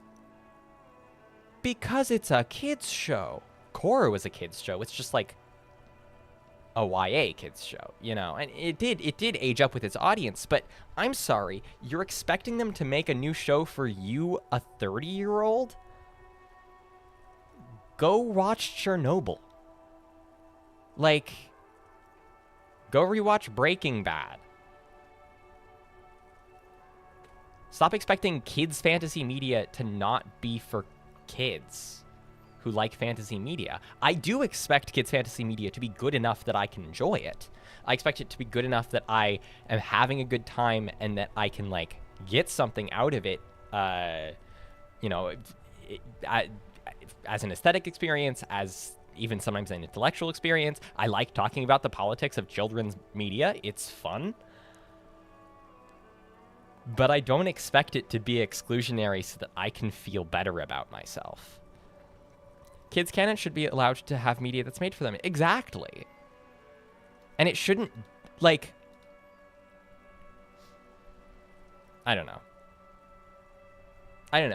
I feel like hand in hand with the sentiment that X needs to be made for its fully adult audience now is the flip side idea that kids don't have the good stuff that we did. It's okay, do you think kids should get to enjoy Star Wars or not?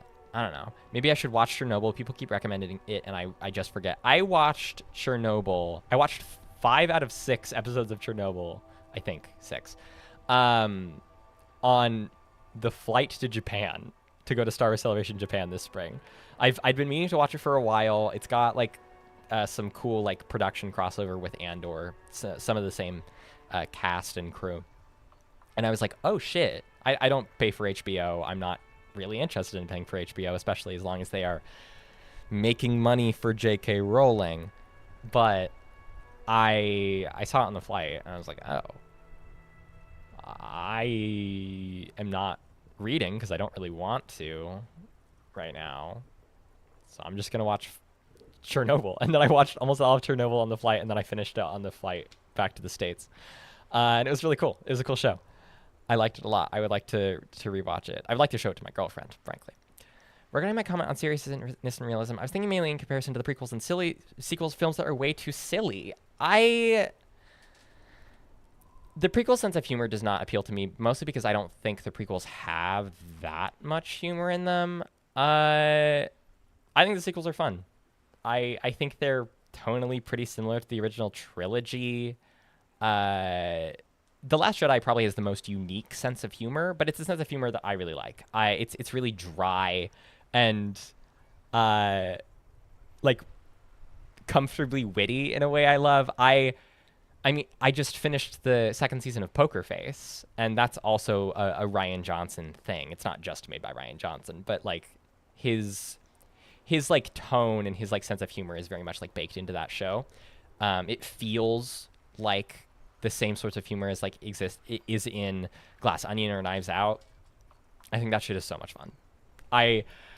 It's not like this is a thing that is deeply Star Wars. No, it's just a good thing that is in a Star Wars, and I'm fine with that. I really quite liked the sense of humor of The Last Jedi. Going into The Last Jedi, as I was a 17-year-old at the time, I was just like, oh my god, there's so much in The Force Awakens, and one of the last things to happen was that Han died, and this movie is like gonna be cool, but it's gonna be so dour and miserable. And I was like dreading how serious The Last Jedi would feel, because like the stakes felt so high, because it was Luke Skywalker was back and all of this stuff.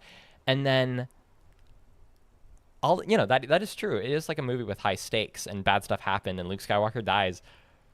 But the whole time was like really fun and funny, and like it earned its emotional beats still, but I was like really delighted and impressed by that. When I thought the movie would be like dour and hard to watch. And then it wasn't. It was smooth. It was long. That movie is long. It's exhausting anytime I watch it, but it's always fun. Can't stick around, but I want to drop in, leave a like, and say hi. Thank you, Sora. Chernobyl is very good. It does veer a bit into Western anti-Soviet tropes, but it was better in this regard than I've thought. Yeah, I was very much wondering how much of this is fueled by like anti-Soviet like sentiment, because I don't think the USSR functioned right, but like functioned well. But also the ways in which people talk about it not functioning well are obviously often meant to like reify the way American power works. And so I am skeptical of like Western media talking about those sorts of things, even though I'm not here to glaze the Soviet Union. They did a lot of really fucking bad things, and they absolutely mismanaged the Chernobyl disaster. Like, that is a historical fact. All right, sorry. Back to the video game. Oh, there's a Russian Marxist YouTuber who did an analysis of Chernobyl called Konstantin Siomin. That's worth a watch. I would love to check that out. Thank you for the tip, Cindy the Skull. Anti-Soviet spy was a bit thick. Andor at its best focuses on the lives of people in its universe and makes the world feel lived in. I think that is quite compelling. I do like that kind of perspective. And that is, again, that's the thing that I think Andor does. I think that is partially an aesthetic thing. People don't realize how much of that is like it suits your like aesthetic taste. Yeah, and Andor does like focus on the like regular people. That's a big point in Andor's favor that people give.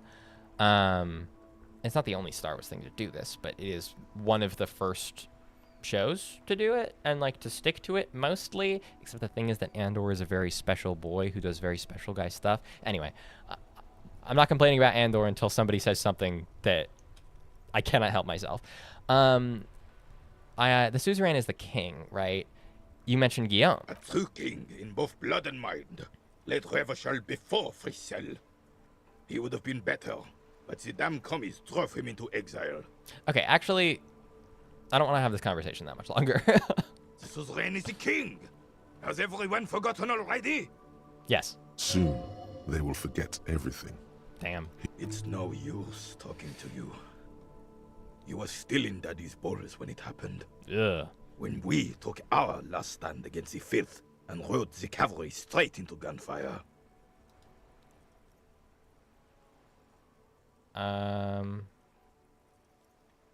What is it about this old soldier that makes him stand so proud? No, I don't want to do it. Thanks for your time. Bye-bye. All right, I want to see, and maybe this is a mistake. I'm pretty sure I owe 100 real money to this guy. I think the amount was 100. I want to see if I can pay it back in installments or something, because I don't want to give him all my money up front. Because I don't want to have only almost 13 real. I want to have a little more to work with. So we're going to talk to this guy and try to pay off our debt. I don't want to be in debt. Can I help you? Here's your trash container key. Thanks. I hope you found what you were looking for. I found the victim's clothes. How strange. I certainly didn't put them there. Why'd you say it so sussy?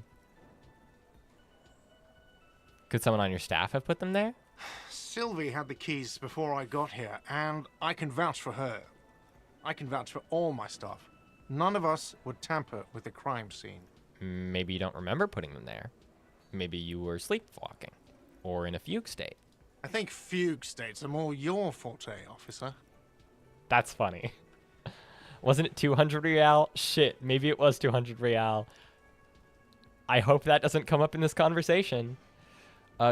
Let Andor just be cool and don't waste time having a bunch of people, mainly women, sit around and talking about how cool and awesome and special he is. Man, Andor Season 2 is so silly. Andor Season 1 also kind of a little bit, but less. Who else has the keys to the trash container? The trash collection service, CS Municipal. I don't see why they would put anything in the trash, though. That actually does line up to me. We know this guy was, he's like wearing like part of armor, right? He's like a mercenary or whatever. We know the Union boys roughed him up, right? Like it's people from the Union, even if it's not like the Union as an organization. That was established by Everard, right? It was workers. So maybe they have like labor ties to the trash collecting service. CS Municipal. Ah, the elusive CS Municipal. I doubt we'll be able to track down who was sent here last and when. This will have to be one of those little threats that solves itself down the road. On Clinton Street, near the Boogie Street Diner, a small truck rattles down an alleyway. It stops by a rusted trash container. Two men, their faces rough and swollen, jump out. They look at the container despondently. CSM is written on their backs. I know Cassian is cool. I watched the show. It's fine. You don't need to tell me he is so many kinds. I think it is cool. One of the things that Andor I think does well in showing that Cassian is good at his job is kind of do that as a contrast to, I don't know. Andor is very people focused in a way that I like. Cassian Andor as a character, Cassian Andor. That is cool, but I also, if the show is about that, I think the show should have been about that a little bit more. The Force Healer stuff is cool in a vibes way, but in retrospect, it sure does feel like an excuse to write Bix out of the story. To isolate Andor so that he goes and does Rogue One. So much of the last half of Andor Season 2 is like, oh, Cassian Andor needs to go do Rogue One. That's the most, and like that is the most important thing, but like we already know it was working up to that. You don't have to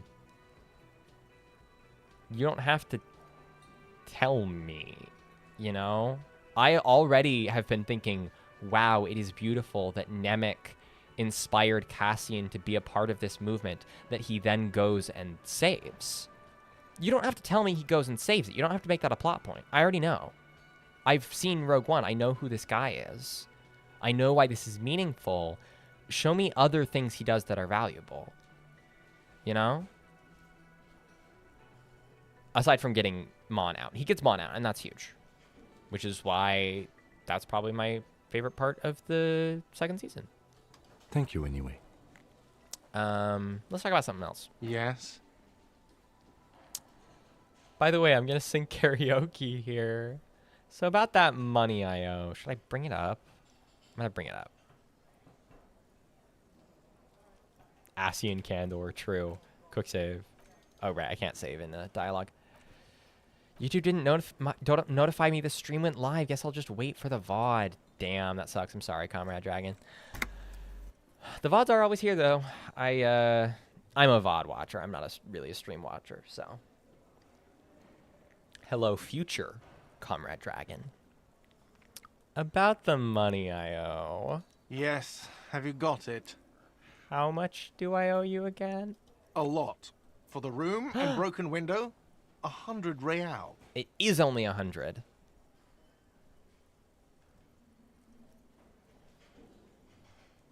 I'm paying it.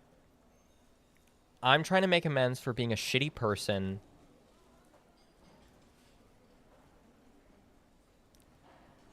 I made the people who work here feel really unsafe. I don't want to give anything to Gartra, but I do want to be accountable to the workers here. And I might regret that, but I'm going to do it. Well? I hope you choke on it. Here it is, sorry for the trouble. Here it is, sorry for the trouble. Great. Thank you, officer. That's all I wanted. Payment for services rendered. Okay, I'm scared. I'm scared that I just spent a shit ton of money for nothing. But we do still have 12. That's not nothing. That is more than we had before we went into the apartments. And this guy is off my back. He might help me a little bit more. So, sorry, cop forever. Yeah. Yeah. He's not sorry about his behavior for your sake. Now that you have money, he really wants to make sure you're not angry with him. The initial cost is 130. Depending on what you do, it can go down. Okay, I like that it was 100. That's nice. He's not sorry about his behavior for your sake. Now that you have money, he really wants to make sure you're not angry with him. Well, I don't have money. I gave it all to him. It's good you paid before 9 p.m., or your door would have been locked electronically. You can do that? Okay, well. Good. Please pay for each night in advance Shit. starting tomorrow. 20 real per night. Fuck. Can I just not have a hotel room? I don't want a hotel room. It means you'll not be sleeping on a bench tonight, so that's always a plus. Is that a spoiler? Okay. 20 real per night. That's not gonna happen. I'll take a room here too. Kim, no. Room with me and then pay for it, please. Of course. Always happy to have officers from the RCM as guests. Anything else I can do for you? I've seen something here at the Whirling Gartra. I think I need to talk about. What thing? There's a mysterious blue steel door in the back of the kitchen. Oh, yes, that door, sure. There's nothing mysterious about But it's it. blue. It's just a door. Blue means mystery. Do you know what's behind it? No, I don't have a key. I don't know how to get there.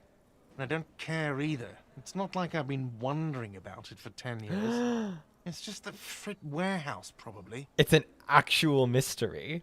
Or some boring storage space with a bunch of old junk and dust. Junk and dust.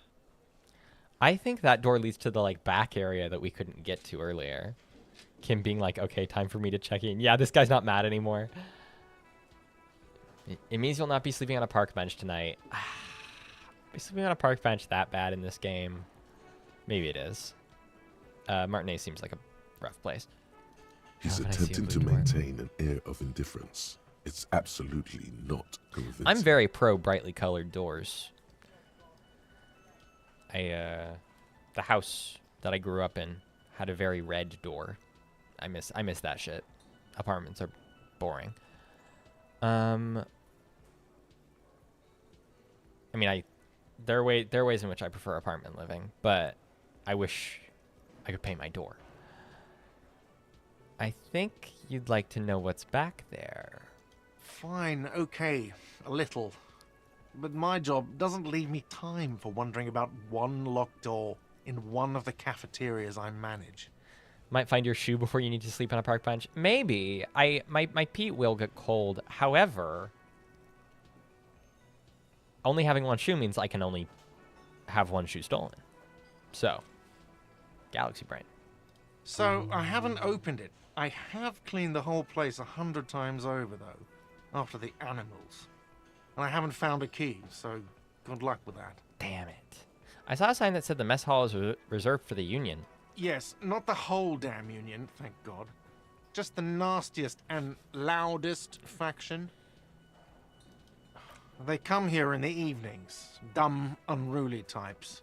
Think they're big shit. But they're good customers. They place big orders and always pay on time. We should find out who this Lord faction is, occupying the booth. Loudness means talkative, and we need info.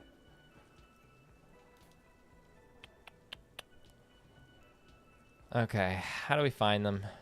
We don't. We have to wait. They'll show up sooner or later. Men get hungry, even men on strike. It's after 1600. The sign said reserved starting 1600. Why isn't anyone in the mess hall? Good question. They're probably getting drunk or protesting something somewhere. Or laying low after the, lynching. Is there a bar? No, this is the bar. They could be at the Frit. Whatever he may feel about you, he can't miss the opportunity to throw you a look of what he assumes is shared understanding. Yes. I think I see. Yeah. The Union guys think they're untouchable. They probably fucking killed that guy or something and now think they can hide out till it all blows over and it's fair weather again in Martinez. This guy thinks he's my friend and I don't like it. I have a feeling we'll make their acquaintance sooner or later. There's something else I want to ask about. What? You feel like you should come back to this thing-based questionnaire if you see anything interesting in the whirling later. Bye. Okay. I feel stuck. I'm not actually stuck, but Oh, no, I don't want to talk to him. Equip and complete volumetric shit compressor. Oh, yeah. How close are we on that? Aren't we? Oh, right. You have to... Right, you have to use one of these. I have a skill point. We got it in the conversation with the loyalist man. I want to spend it on my thought cabinet. Talking to more people is the best way to unstick yourself. Yeah. That seems to be the case. I'm gonna spend it on my thought cabinet. We're gonna get another slot. We're 90% on rigorous self-critique. Does it matter what row these things are on? Okay, we're unlocking a new slot. We're gonna do volumetric shit compressor. We're gonna get my shit together.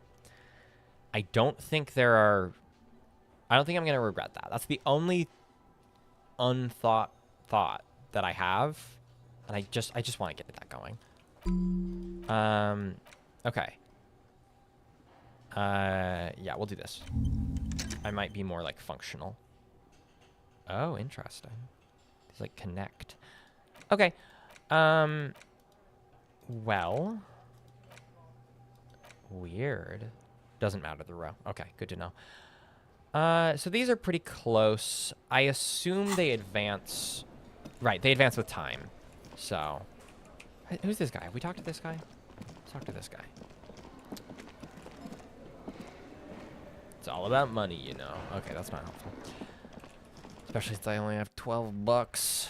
Okay, that's good. Have we talked to this person? The RCM in Martinez. What can I help you with? You sound surprised. We don't see a lot of police around here. That's all. I have some questions for you. Of course. What can I help you with? What is this fuck the police business? Excuse me? She's uncomfortable. Maybe you should drop this line of questioning. This street sign says fuck the police. Oh. Well, I didn't write it there. I'm just sitting here. What about the other sign? Pigs go home. Who are these pigs? I don't like being a white cop harassing this black woman about people hating the cops. I want my character to, like, understand that cops suck, so that's why I'm still doing this. I don't know anything about that either. As I said, I didn't write it. I mean, that is the right way to reply. Pig is a widely used term for members of the police. It's not loving. No need to worry. We are not saying you did. Okay. Well, I didn't. We need directions. Since the street sign's messed up.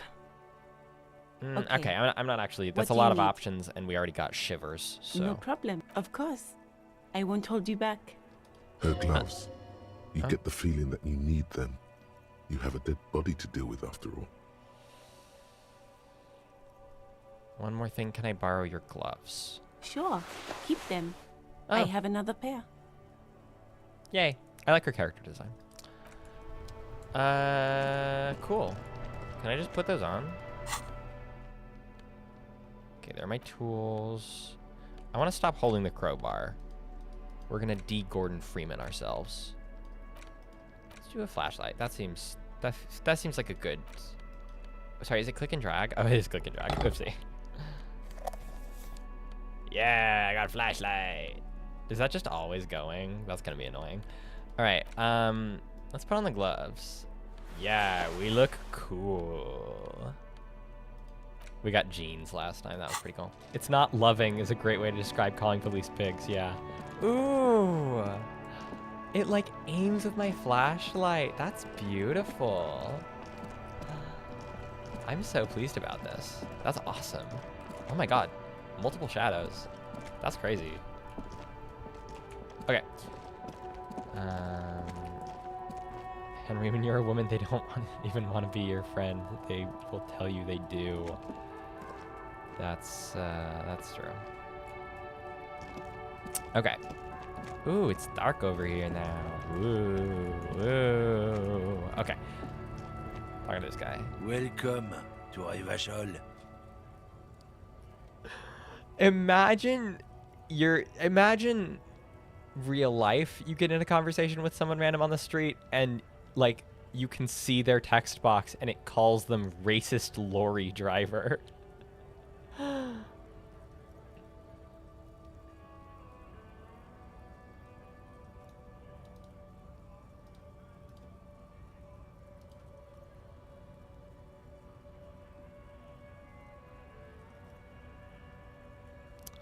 All right.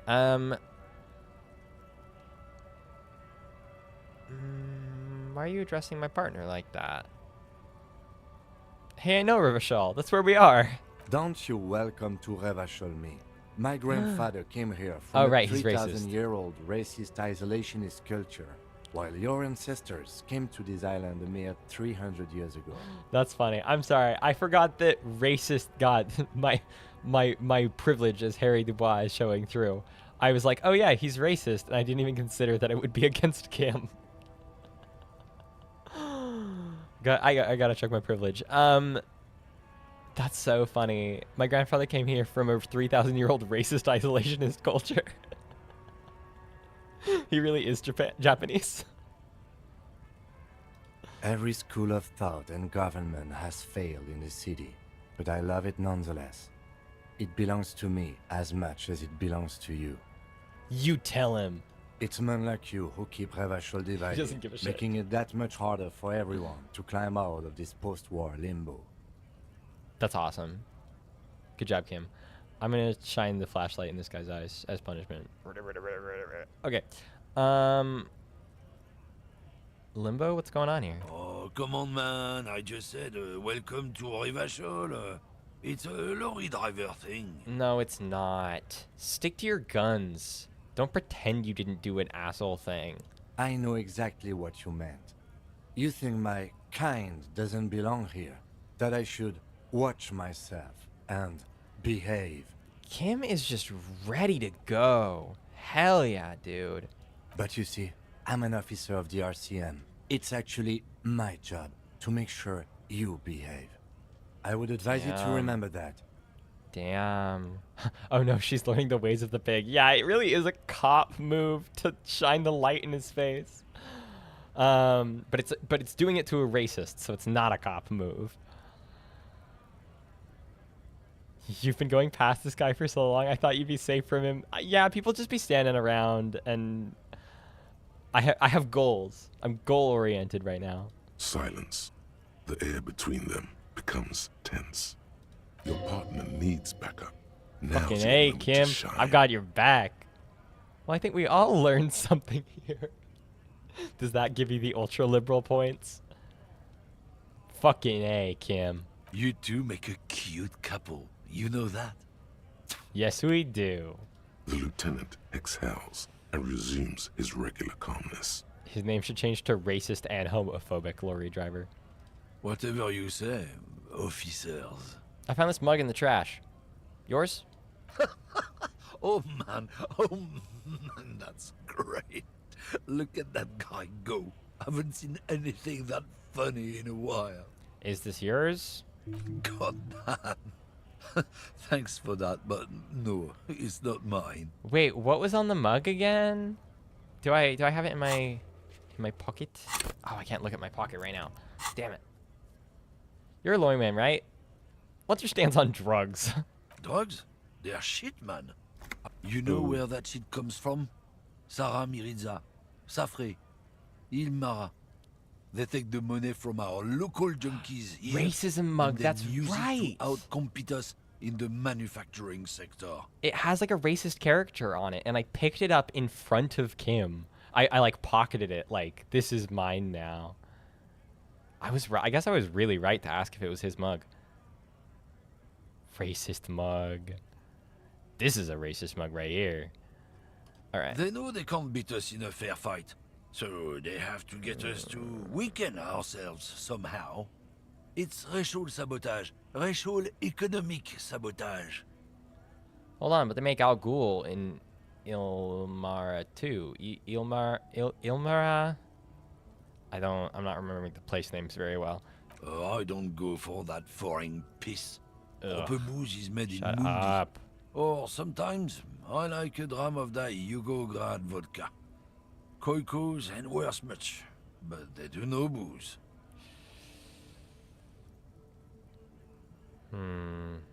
Listen, I agree. It's our responsibility to keep this poison off the streets of Rivachal. I want to say that because I want him to tell me things, but I don't want to get fascism points. Not in, not out. I'll never betray the purity of my tribe. I believe this guy. So you're telling us that you don't know anything about drug smuggling through Terminal B? I don't know shit. And if I did, I wouldn't tell you. Okay. So why are you still hanging around here? Most of the other lorry men have left. What do you think? I can't leave the lorry unguarded. Stuff's been getting looted lately. It's those little kips sneaking around at night. If they touch my stuff, the bosses will be on my ass like ass cancer. I want Kuno to go to town on this motherfucker. I did see one lorry with the trailer doors open on my way here. I did? Where? Yeah, I knew that guy. He was an honest driver who loved this country. We were having a good debate about genetics at the Wheeling in Rags when some kip boys smashed his lock and took damn near everything. Lost his fucking job over it. Had no idea this game has a Rush Limbaugh cameo. No, the thing is that this guy's poor. Rush Limbaugh could never. Since he left, I haven't had anyone to talk to. Bad for him, I guess. Serves him right. Bad for him, I guess. It's a fucking travesty, is what it is. Gotta smoke. No, I'm not bumming a smoke off of this evil, evil man. What you hollering? Oh, if it's not you, then who's running drugs through Terminal B? He already said he wouldn't tell me anything. Isn't it obvious? Fucking Sealang. That beady-eyed Samaran. His little side business is a scam. I wouldn't be surprised if he was... Shut up. He's a Samaran guy who likes to pretend he's some kind of businessman.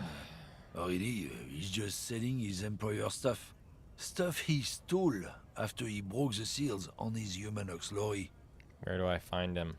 Just follow the smell. It smells like apricot and oil when you're nearby. This guy sucks. Yes, yes. Where is he? Looks like I offended your partner there. His tribe are natural liars. Jesus! I wouldn't be so sure about it.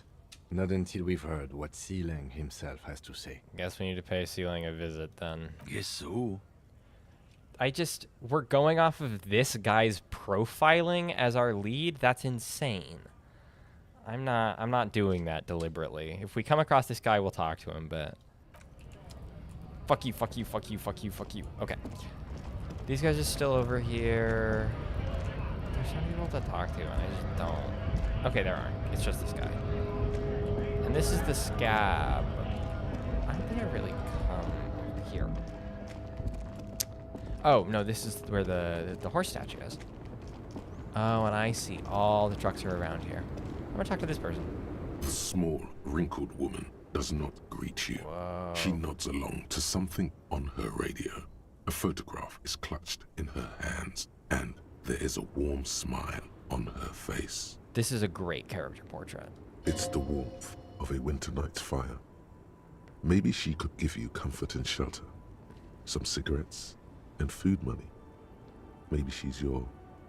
Grandma?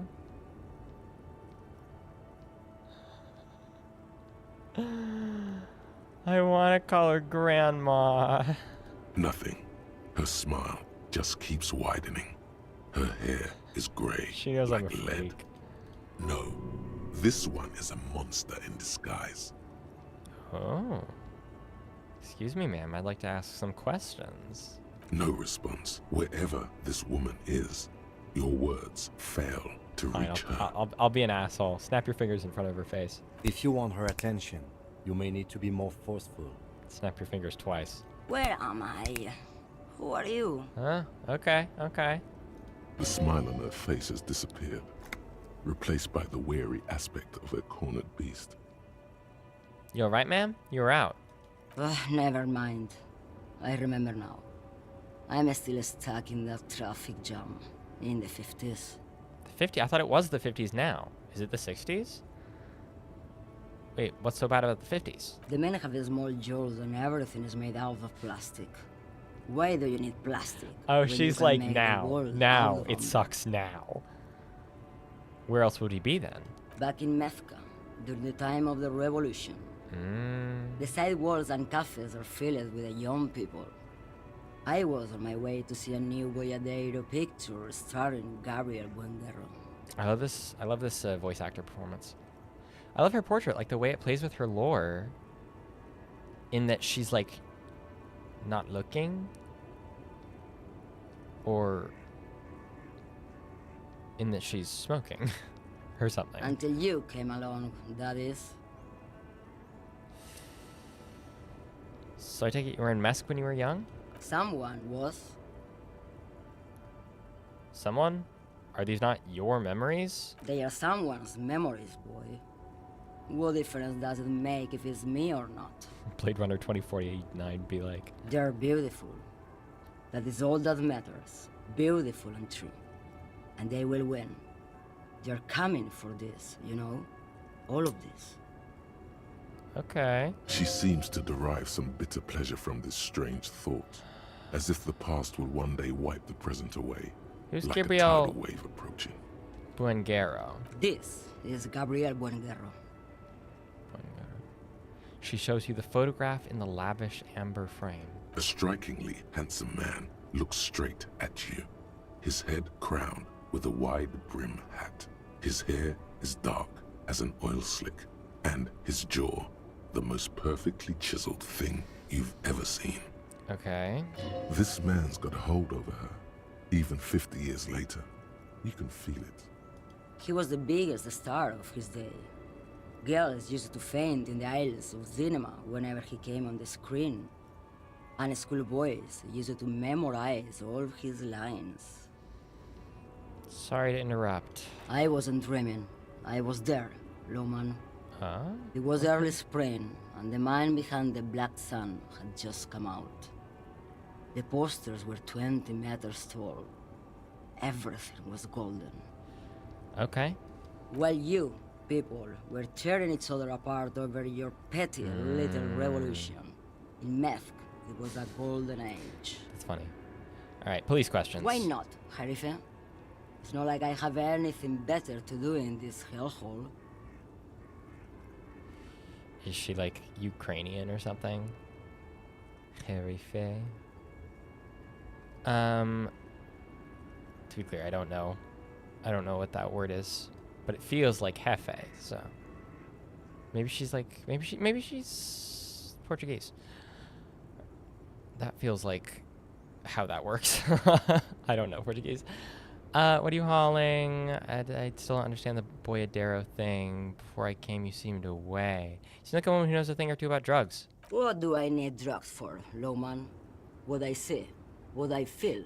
The great adversary. No drugs can compare. Where could I get my hands on an experience like that? If you don't know, What is it you're hauling? I wanted to ask if you'd be interested in smuggling some drugs. why would I want to do that?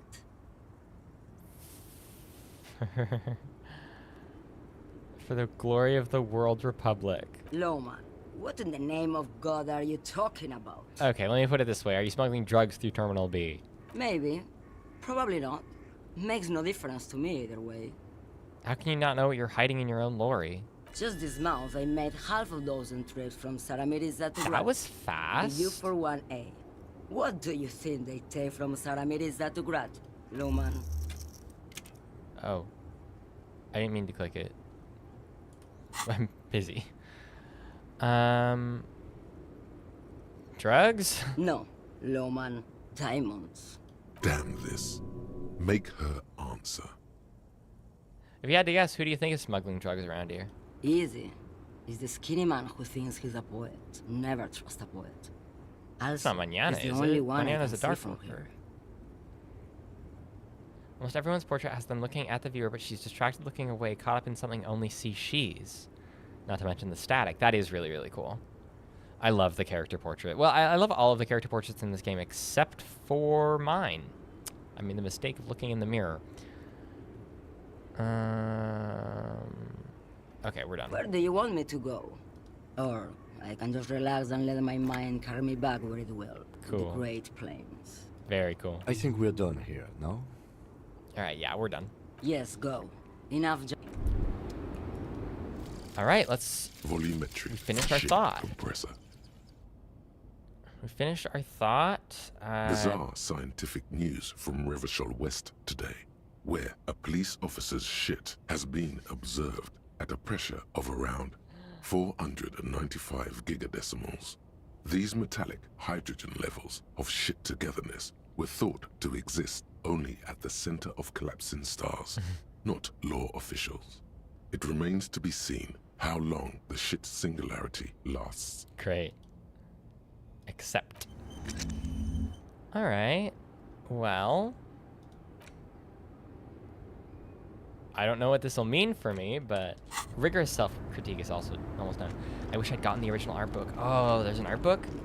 I guess it's probably, I guess it was probably like a limited release or something. Or not even limited release, but it, you know, it was 6 years ago probably. Maybe 5. Okay, they're having this conversation. What can I do? What can I do? What can I do? Okay, I equipped and completed the volumetric shit compressor thought. Does this mean I'm gonna get a better score on the body check? I think you misclicked and uninternalized a thought. Did I? Let's check. Oh, shit. Oh, no, hang on. It's this one. Oh, no, it's just done. Internalize. Okay. Temporary research bonus, +1 encyclopedia, factual memory returns, remaining for 10 minutes? That sucks. I feel like I shouldn't internalize that. I feel like I should save this. Does that make sense? You can look at the body now, yes. Okay, great. That is genuinely a huge progression. I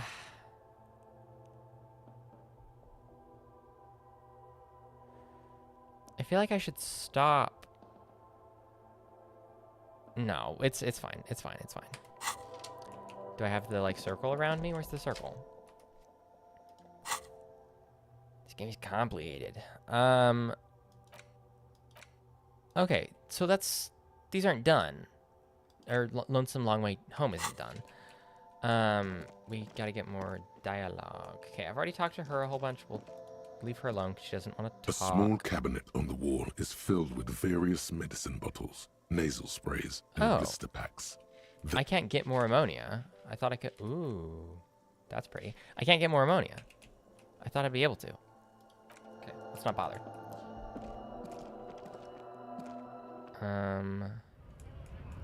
And then we'll probably get to the end of our thought while we're investigating the body. That'll be huge. Then we won't have any more thoughts to go through. There's a finite supply of drugs in the world. That is true. That is true. Hey, Kuno, I gotta do my job. Sorry, man. There he still is, looking right through you with his white eyes. The body All right. below is entirely dedicated to that corpse Having the smell. shit compressed is Emitting a it is plus all 6. it does now. Okay, yeah, and it only took like an hour or something. That's definitely the volumetric shit compressor is definitely like the tutorial for the thought cabinet.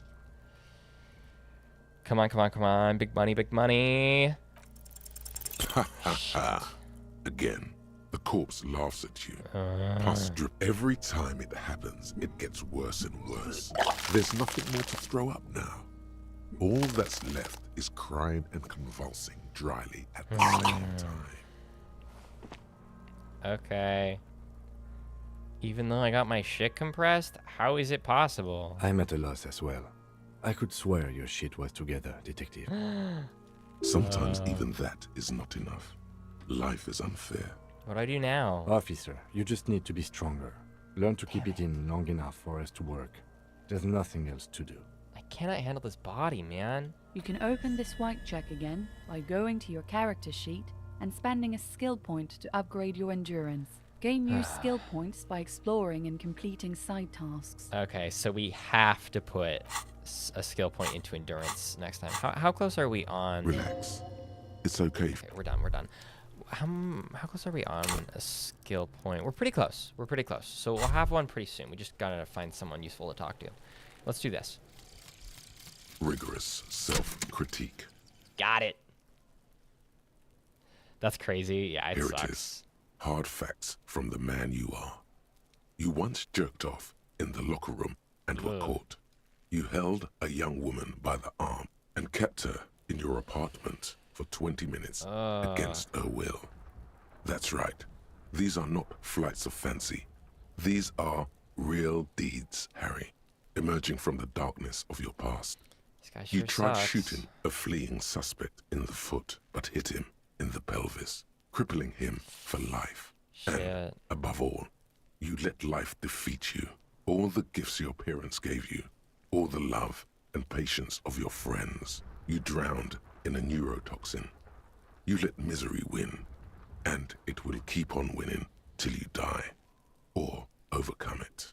When you start getting a few points, it's always worth keeping one in reserve for that reason. That's smart. I think after we get the next one and spend it on endurance to get the body check, we'll hang on to the next one until we get 2, and then we'll spend one. We'll just have one in the back pocket for a while. All right, well, that's pretty cool. Bonuses from the thought. Intelligence and psyche red check failures heal 1 morale. That's actually a really good. That's really good.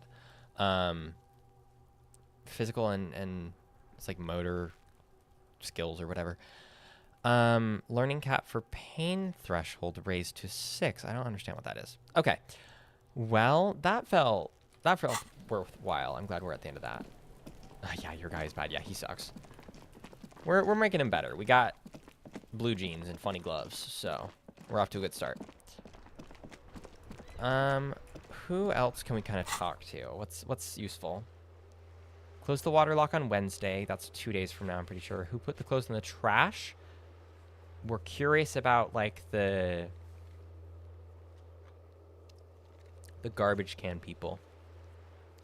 Who made the call reporting the crime? Oh right, we don't know yet. I got 11 communism points. That's up. That's good. 1 ultra liberal point. Get a reality lowdown. Oh. I guess because I haven't asked all of the reality questions, this hasn't filled in. We'll do that next time we talk to Joyce. Investigate apartment number 10 for the cleaning lady. I still don't really want to do that. The smoker on the balcony is time sensitive. Apartment 28 sometime after 9. Yeah, after 9. Why was Kim like, go back tomorrow? What time is it right now? Okay, it's 19:23. So even if we check that, that's 2 hours away. Joyce's info on the lynching. Right, I have to investigate the lorry drivers. Yay, improve this awful man we have been put inside of. I can fix him. The jam mystery. Okay, that's the Terminal B stuff. Replace last bull. Find money for rent and pay Gartrick. God. You need to find 20 real to pay for your room at the Whirling, or it'll be locked after 2100.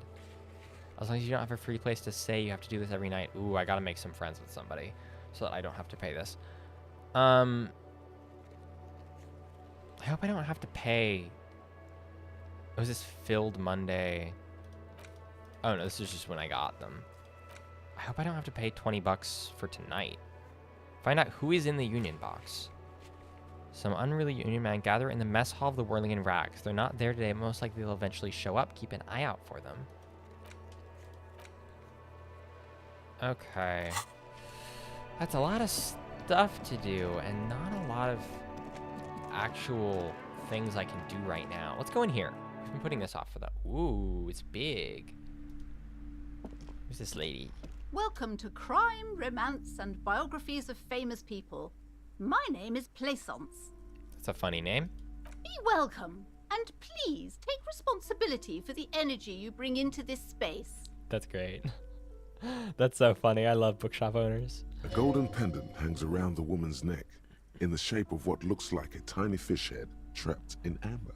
Before we go on, you seem to be well enough off. Can you give me some money? I'm not.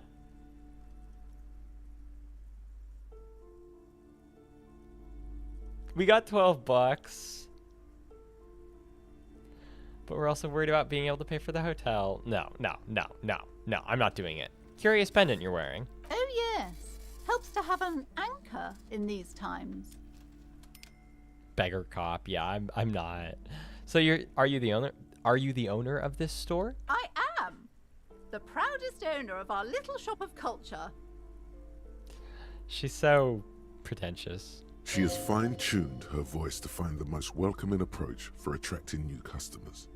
It doesn't work. What if I want to buy a book? Then why are you talking to me? Everything is on the shelves to browse. Don't you feel compelled to buy anything? Not really. See those shelves there? Go. Be drawn. She's so annoying. So what types of books do you have? Everything is on the shelves. Take a look yourself. The shelves compel you, don't they? All right, I'll take a look. She smiles and nods, seemingly relieved. Who's the little girl standing outside? Annette, yes, my daughter. Really? I hope she wasn't slacking off again with her nose in science fiction. Tell me, was she at her post doing her job like a proper girl? Yeah, she's been there all day. Wonderful. Did you talk to her? Yes. Great. On a scale of 1 to 10, how compelled were you to buy books after talking with her? I'm giving her a glowing review. She explained the concept of books to me and did a good job. Her opinion of her daughter depends on how well she lured you into the store. I'm not going to grade a human being. I don't do that. I want to say that, but I'm not. I'm saying 10. She did a good job. My precious, her dedication brings joy to my heart. If you have children, I hope they turn out as great as my Annette. The way you're handling her strikes me as wrong. I'm here to dismantle the free market and abolish child labor. The way you're handling her strikes me as wrong. Mind your own business, sir. In our society, people don't get to tell each other how to raise their children. It's none of your or anyone's business. Abolish child labor. You must be kidding. There's nothing like that happening. Depends. How much do you pay the kid? Good, sir. What does a young child do with money anyway? No, I save it for her as a fund. She's securing her financial future out there. Oh, I guess I was mistaken. Indeed. Are we done with the jokes now? Okay. Yes, we've had quite enough fun here. Right. The woman before you scans the store. This game is a her lot of things, but it's shoulders not rigid especially and fun. tense. Every now and then, she nudges her glasses. Farewell for now, book peddler. All right, let's. We got our thought, didn't we? Lonesome, long way Excellent. home. I love this lady the same way I love Cyril. Here we go. Home Yeah. awaits. Walk past Station 41 and through the market, past the Boogie Street spearhead to the other side of the lake, the frozen eye at the center of the district. Then past the video rental store on the corner. There, at the end of a street lined with pine trees, a small house no larger than a matchbox. 11 Voyager Road. You no longer live there. Those times are gone. And so are those people. Why did you come here? Why are you still here? And where's the dealer? You have to get back to work. That's all you have now. Well, we know it's south, right? We know that my house is south, though. Can I not get south until I like open the bridge or whatever, or lower the bridge?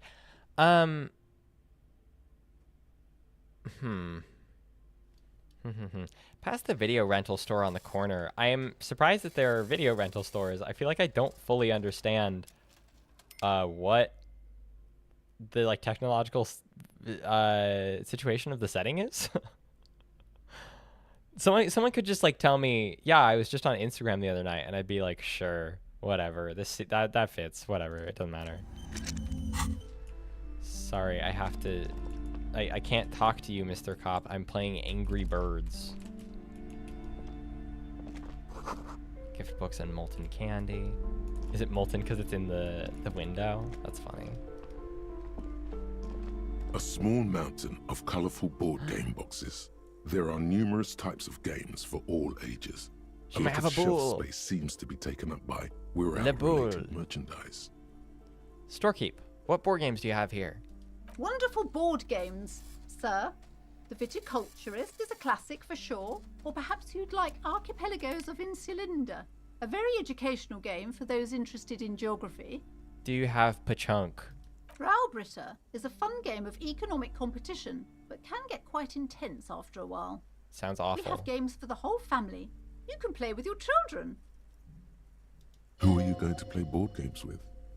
Do you have friends? Or Do I family? have friends? Look at the lieutenant. Are you actually friends? Or just colleagues thrown together by circumstance?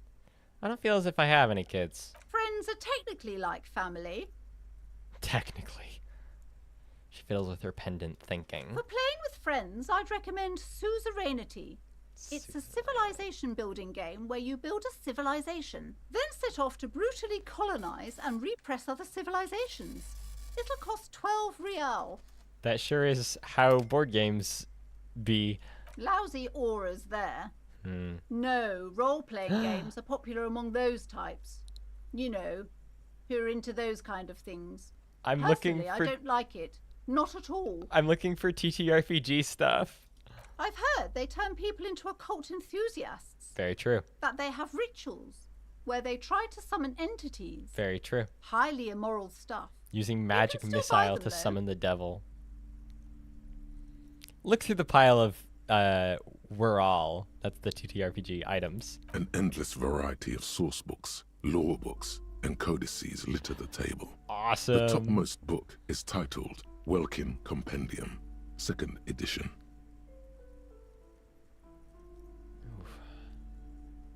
That's awesome. There's also a large hardbound tome with intricate cover art, The Hunters of Katawak, Boreal Creature Compendium, and a Pick Your Path adventure game book titled Tales of Wirral, Cavern of Velkrag. Anything that really catches my eye? There's a box that says Wirral, 3rd edition mega setting supplements module. The side panel notes, a fantastique adventure board game, new maps and miniatures. A sticker on it Excellent. displays 25 real. That sucks. I don't even have close to that. Nonsense for anemic Beano clods. All right. Well, that's cool. I would love to have the TTRPG. We're not getting suzerainty. That sounds like it's not fun. Okay, what else can I interact with here? We can go over here. The book collects the national recipes of Arda. They are all about lake trout. Is Arda a country? Or is Arda the world? Did they just ape it from Tolkien? Ooh, can I go back here? You see a set of tattered curtains blocking the way to another room. A strange cage-like trinket dangles from the curtains. Get the Pick Your Path book. Those are always fun. That is a good. That does sound fun. They invested less in military tech and more in logistical technology. They invested less in computers and more in mechanical engineering. Okay, that makes sense. They are technologically analogous to us in the 60s. They just took some different paths in development. That makes sense. Excuse me, officer. The back room is strictly for employees only. Shopkeeper, what's behind the curtains? Nothing. Now please go back to browsing the books. But I'm a cop. Don't you feel compelled to look at the books? I get to go anywhere. The books are all you care about. That's a joke, by the way. Oddly enough, the more she tries to draw you away from the curtains, the more alluring they become. Examine the strange cage-like trinket. You see some kind of charm, an irregular polyhedron assembled from bones, sticks, and straw. Inside, a disturbing fish head with empty eye sockets stares at you. Jesus Christ, I just about had a heart attack. My bus schedule's updated and I thought I'd already missed mine. Bye, Closet Demon. Thank you for being here. Yeah, that's the worst. That's the worst. The feeling where you think you missed it, but you're not sure. All right. Glad you're actually gonna get it. Aside from poking at it suspiciously, there is nothing else to do with the fish head charm at this. Okay, we're ignoring the curtains for now because I'm afraid if I open it, she'll kick me out, and I want to look upstairs. It's a tome of fascist magic, rather candid. Quaint picture book brochure, very colorful. The plaque on the shelf reads, Biographies of Famous People. You see a large variety of names, none of which ring a bell. Storekeep, anything of note on this shelf? I would say... The Greatest Innocence. Yes, most certainly. It's an important educational tool, delving into the depths of history, religion, and their relation to innocentic power. Who or what is an innocence? A very influential historical figure. But surely I don't have to tell you that. You're a law officer, and law officers have at least some education. Not me. The book is also very daring. The author aims to re-examine the universal understandings of the innocentic system, creating a fresh vantage point and a shift in the tired order of things. Is that a religious order? Innocentism? I thought it was about which of these innocences is the coolest and greatest. Perhaps for a layman, deep analysis is necessary to peel back the multi-layered meanings. So you recommend it? Certainly. It's prudent for a person to have at least an elementary understanding of history and society. Imagine the chaos we'd be in otherwise. You feel like you should get this one. Definitely. It's important somehow. There's something personal inside. Something personal. Okay, what else is here, though? Browsing through all the books with all their names makes your head spin. Suddenly, a particularly odd title catches your eye. It High Speed Love chronicles the romance between two of the finest some good flavor text, but this is dumb. Races. Next to Irv's life story, you see a slim biography of an Occidental rock star called The Anti-Star. Next to that, Revacholian radio personality Guillaume Bevy stands in front of a rundown drug den. I really must insist you buy one of the books. Reading them is not for free. Do still browse though, but not too long. I'm not reading them. She understands she has erred against the customer and immediately corrects course. I'm sorry, I did not mean to rush you. You are browsing. Go ahead. Take your time. Time is commerce. Okay, this book interests me, but I'm not getting it. I want to keep hold of my money for a while longer. What's over here? This bookstore is not strictly about crime, romance, and biographies of famous. Amidst the various books, you find one written by someone named The point of the book, and many others on this shelf, is to give people medicinal advice in situations where they don't have access to paid health services. How does that work? It serves platitudes while also telling everyone that traditional medicine, the kind people don't have access to and which costs more than this book, is garbage and would only give you cancer anyway, without even curing your cold or anything. Oh boy. Wholeness, unity, balance, on the other hand, can basically take care of anything. Though it is important to note, when it's up to your mind to heal yourself, then it's because of your mind that you're ill in the first place. Oh boy. Does the book say anything else? The book features chapters on topics such as how to find magnesium. It even lists plants you can harvest magnesium from. How to continue drinking if you're an alcoholic who has destroyed his liver. And there's even a chapter on the ancient Seraïs tradition of using duck gallbladder preservatives to treat and prevent sexually transmitted diseases. Pre and post factum apply. Nothing worth buying. Really? This is just mundane garbage. What's even paranatural about this? Inland Empire, find something truly otherworldly. That's a very high check. The throbbing in your head increases with every passing moment you gaze at this shelf.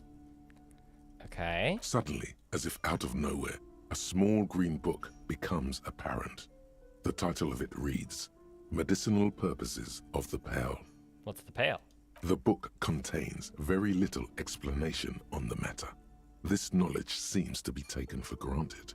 What's the book about? The book contains descriptions of various pseudoscientific therapies, alternative medicines, and folk remedies involving the pale, also known as le territoire. For example, it recommends vigorously swatting one's naked body with a venik, or hand broom, made from the leafy twigs of a young birch tree from the near pale. Okay. Even better if you can find someone else, preferably a large man dressed in nothing but a towel, to thrash you while you're spread naked and helpless on a cool slab. Sounds painful. It is supposedly invigorating and good for the circulation. What else? It also recommends consuming distilled spirits like vodka or whiskey that have been aged in the pale. Readers are instructed to cover these jars in a shallow hole just inside the pale and leave them there for 30 to 60 days, depending on the potency desired. And what does this pale aged liquor do? Is this useful to me or not? Among other benefits, it is alleged to restore a damaged liver to perfect health. I should probably get my hands on some of that. What else is in there? For general health and well-being, readers are encouraged to take regular strolls through the pale. Though a sidebar cautions readers to limit each stroll to less than an hour. Okay. These strolls promise to cleanse the mind of worries and the body of toxins, especially if the perambulator performs this ritual in the nude. Nudity figures prominently in a number of these prescriptions. Okay. This is exactly what you need. I don't know. I don't want to be the party pooper, but this pale territory sounds sort of dangerous. Maybe you shouldn't walk in it naked. Are you going to become a holistic spiritual healer cop? Listen, if I continue having this little money, I might have to. I don't remember Half-Light's deal. There's an entire section devoted to cures for men who are struggling to perform their marital obligations. Well, I certainly don't need that.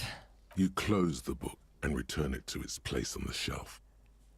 Okay, well, that book does interest me in that it might unlock abilities to do some stuff without money, but it costs money.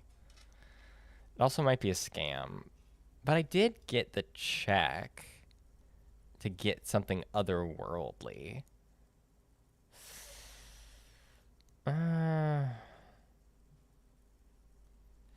But I got the role, so I feel like I should get it.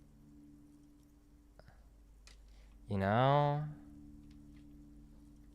Fuck it. We need stuff to we need things going on in this game. We'll get it. Something about that book does seem to have spoken to you. You do indeed deem the book to be otherworldly.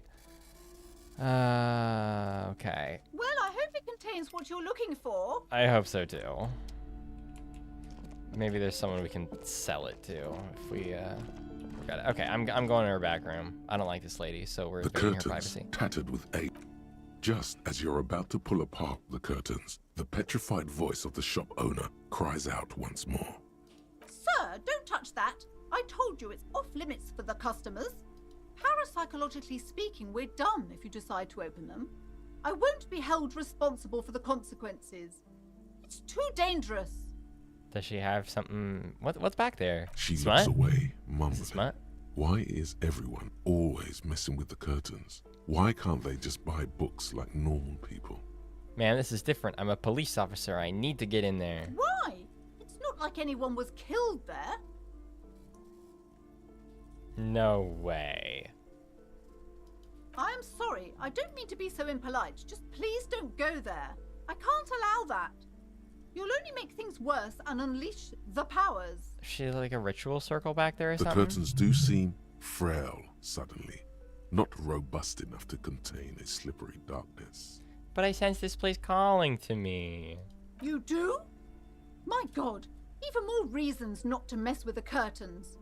Just step away, dear sir. Again, the checks your character makes are desperate grasps at motivations or compulsions to act. These are ever present but not always practical.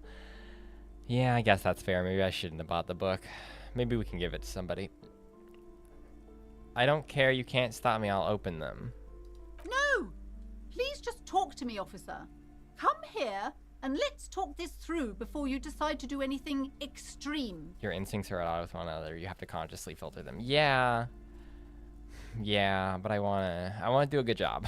Lies. Rip them open, we say. There is something mysterious about the curtains.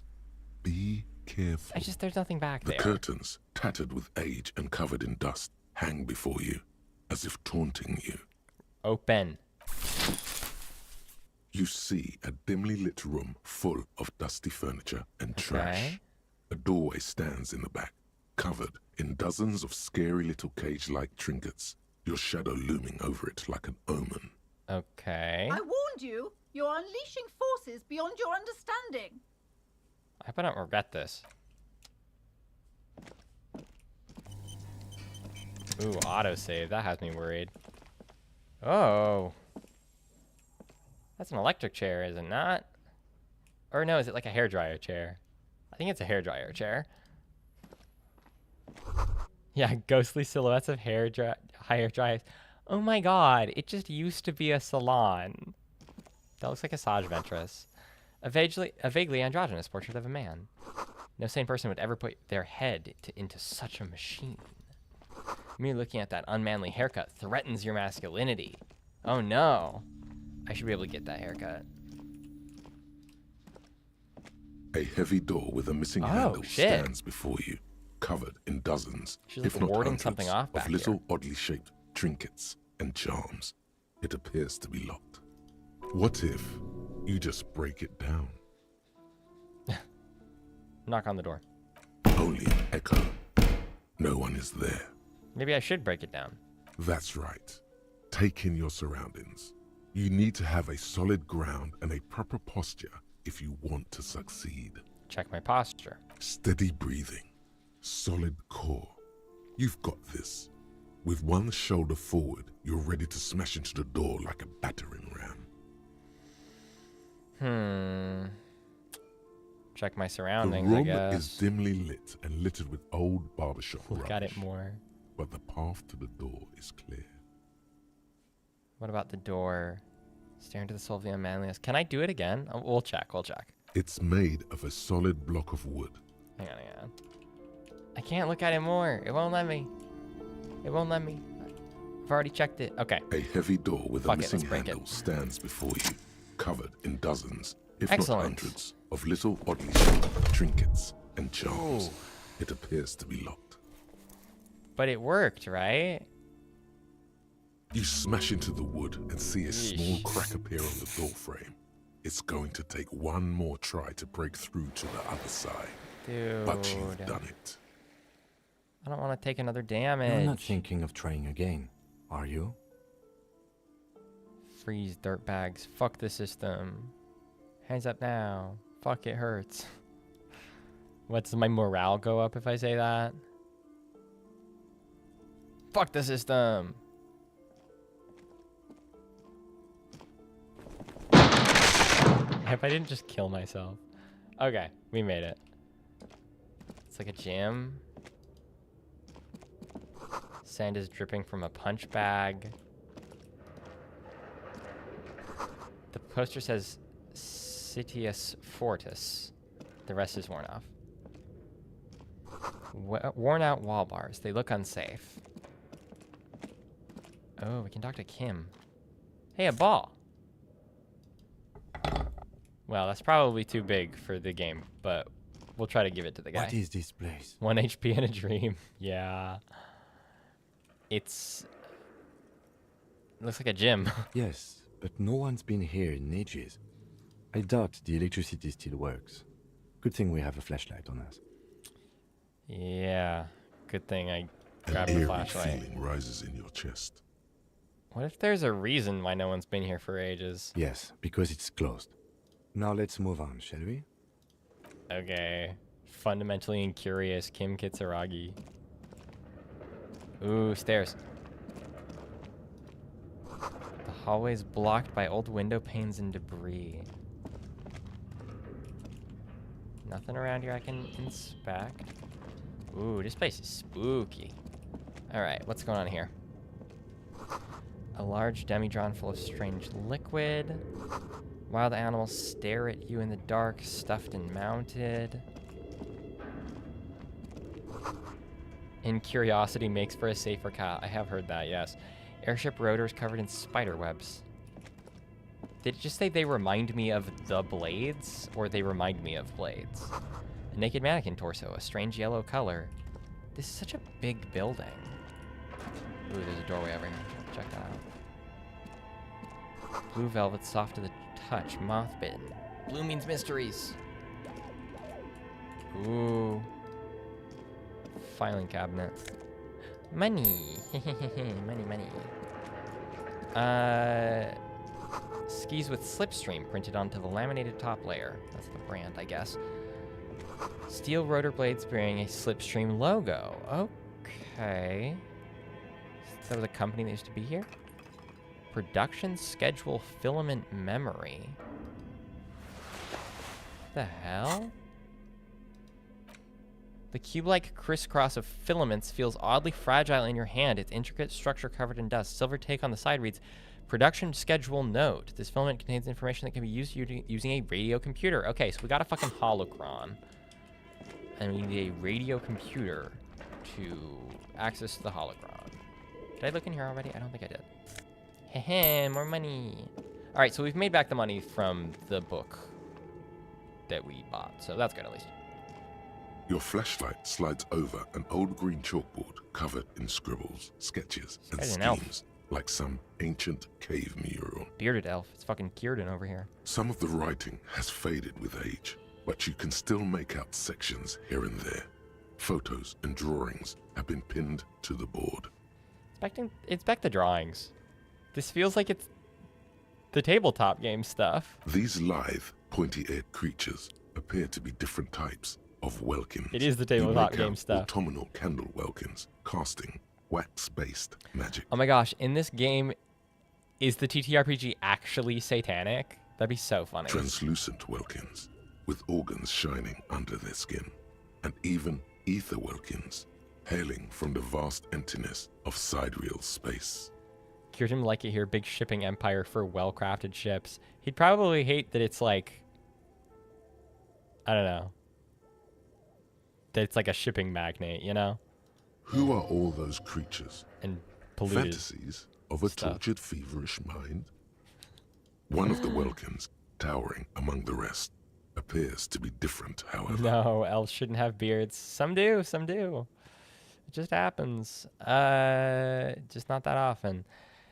Examine the welkin. This is important. It's Vara Hamira, a high welkin, his face white and scarred like cracked marble. This is clearly a Welkin supremacist. Welkin supremacist. The note says, all non-Welkin races will be purged. Okay. The Haldor, the Twarg, the humans, and even headless men, all of them, purged. Jesus. Imagine a world filled only with Welkin, Green Welkin, Dread Welkin, and the High Welkin. The TTRPG being actually satanic would just make it cooler. I mean, it would be interesting. An inordinate If you roll amount good, of you get to time has meet gone into Satan. drawing these little Welkin creatures.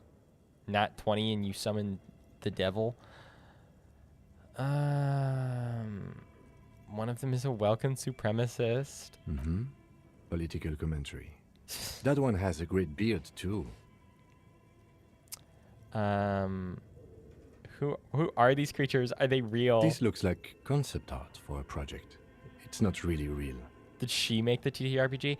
Why would anyone spend so much time on this? Some people really like building a world, I think. Even if it's just for a game. Well, this has been educational. Just look at those details. So much effort. He likes it. I want to play the TTRPG with Kim. And for what? All gone. Inspect the photos. The photo collage depicts barren, icy landscapes wrapped in perpetual night. You see permafrost and glacial landforms, dead trees grown in under the snow. Okay. Entire oceans have been frozen from shore to shore. There are pictures of settlements on dried up riverbeds, abandoned in a storm. Animal corpses in the dark, carcasses and bones. It's like an inspiration Pinterest board for their setting. Albeit dark and cold, this vision also feels cozy in its own way, like eggnog or morphine, a much-needed respite from our own world.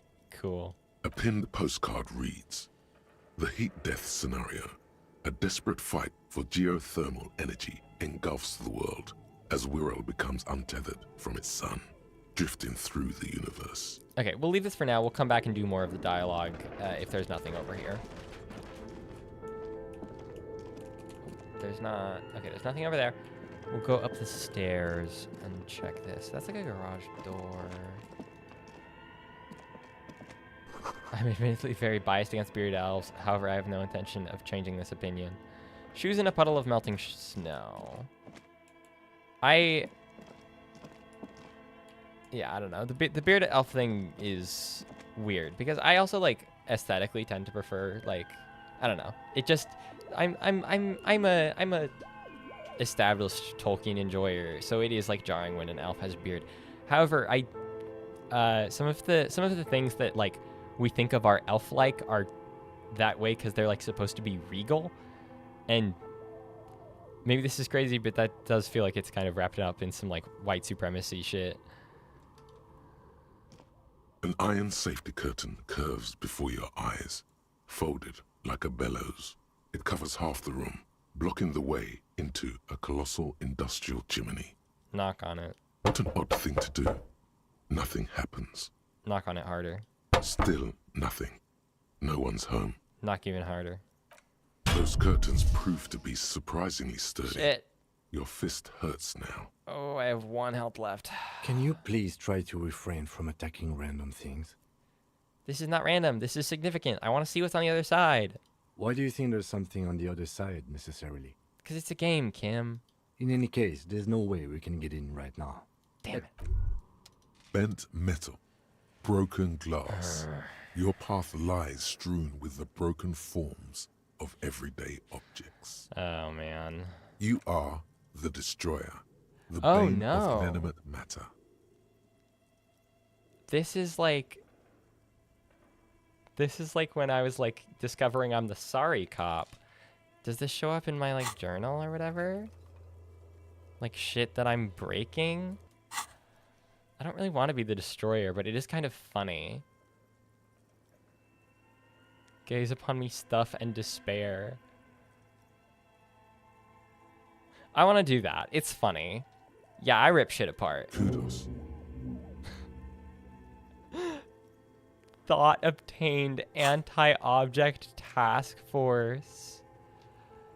Okay, -2 pain threshold while I'm thinking about this, but only 2 hours. We'll consider that. Okay, well that's funny. There are totally parts of elves that are wrapped in white supremacy. However, do you think part of the coolness of elves is how effeminate elven men often are? I do. Yeah, there is like an androgyny to it that is cool. That is the best part about elves.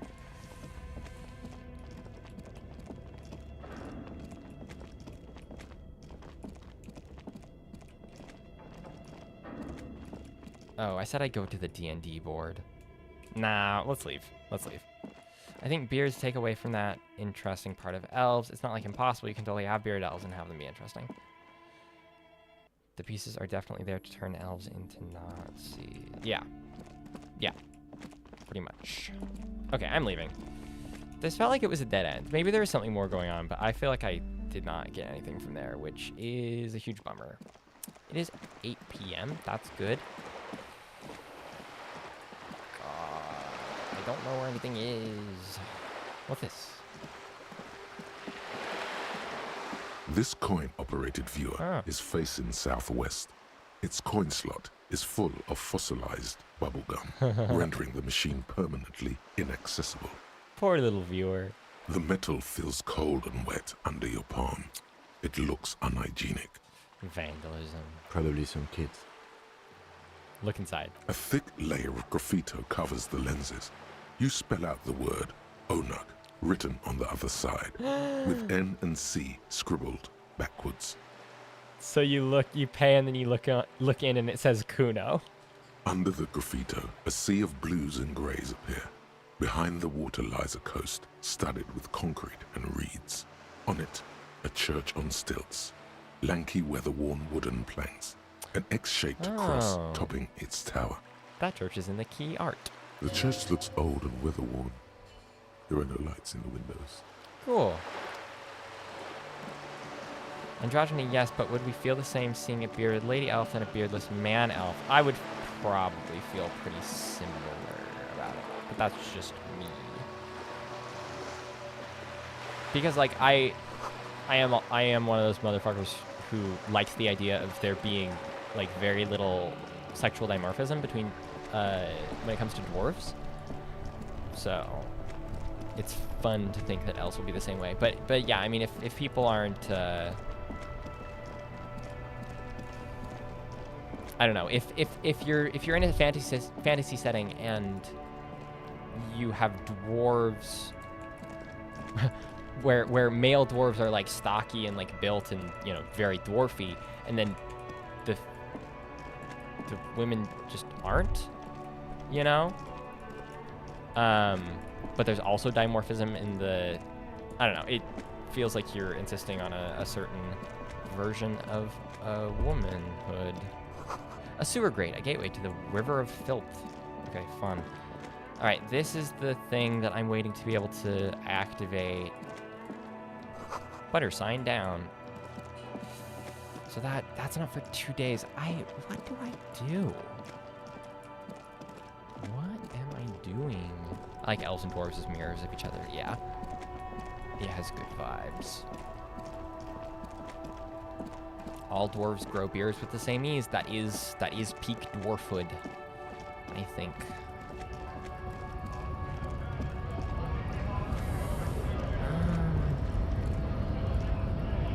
What's going on here? Oh, I have a skill point. Okay, we're gonna hang on. Oh wait, no, I need the skill point for endurance. Level up endurance. Go back to the body. Okay, body time.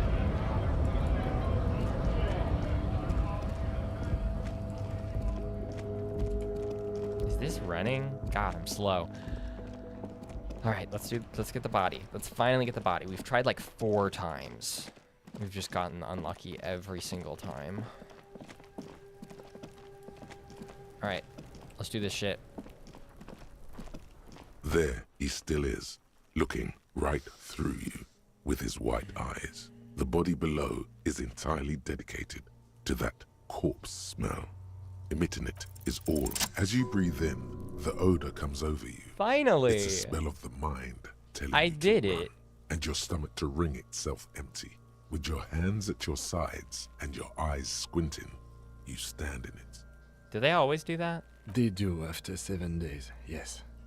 We are deep in decomposition here.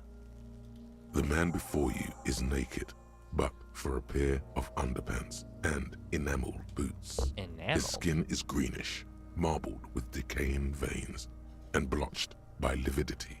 A fading web of tattoos covers his chest and shoulders.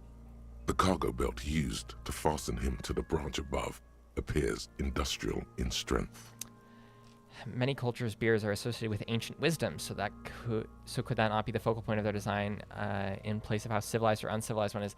I do think that's why, if I remember correctly, Círdan the shipwright in Tolkien's Legendarium, I think that's why he has a beard, is to like, I mean, A, it's to make him like special, but it's also just that he is one of the like oldest elves. He's one of the oldest beings in existence. And the beard is part of that. He is in the twilight of his life, which is a place that very, very few elves still in Middle Earth are in. Any elf that old is already in the Undying Lands.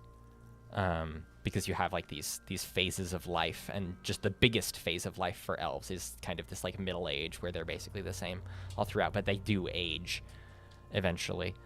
A fading web of tattoos. Inspect the boots. The material appears to be ceramic. Really? Its clean white stands in stark contrast to the decaying flesh above the knee. The man wore thick polymer socks, probably for padding. A fine array of interlocking plates covers them. I hate when artists refuse to give the women of their strong fantasy race huge muscles too. Yeah, that's embarrassing. It shows a fundamental lack of imagination with regard to women. It shows that they don't see women as like three-dimensional people, like not real human beings. Delicate and fragile, they feel alien to the world around you. Out of place somehow. What kind of boots are these? They are armor, no boots. Technically speaking, these are sabatons. Okay, then what kind of armor is this? Ceramic plate. Zirconium dioxide, most likely. This is where the make would be. Where? Under the hill. Fair weather. Fair weather model T500 VE. I'm guessing that's vitreous enamel. This is advanced stuff. What happened to the rest of it? The locals probably scavenged it. It would be odd if he had more on after 7 days. We should keep a lookout for these species. The armor could yield information. Cool. This is one thing he might actually know. Oh. If you wear those pieces, it will help me protect your mortal coil. Why does my mortal coil need protecting? Yes, bullets will fly. They always do. And the coil is fleshy and mush and permeable. Cast it in ceramic shell. Resist death. Cindy the Skull says, I'm not a big Tolkien person, so just guessing.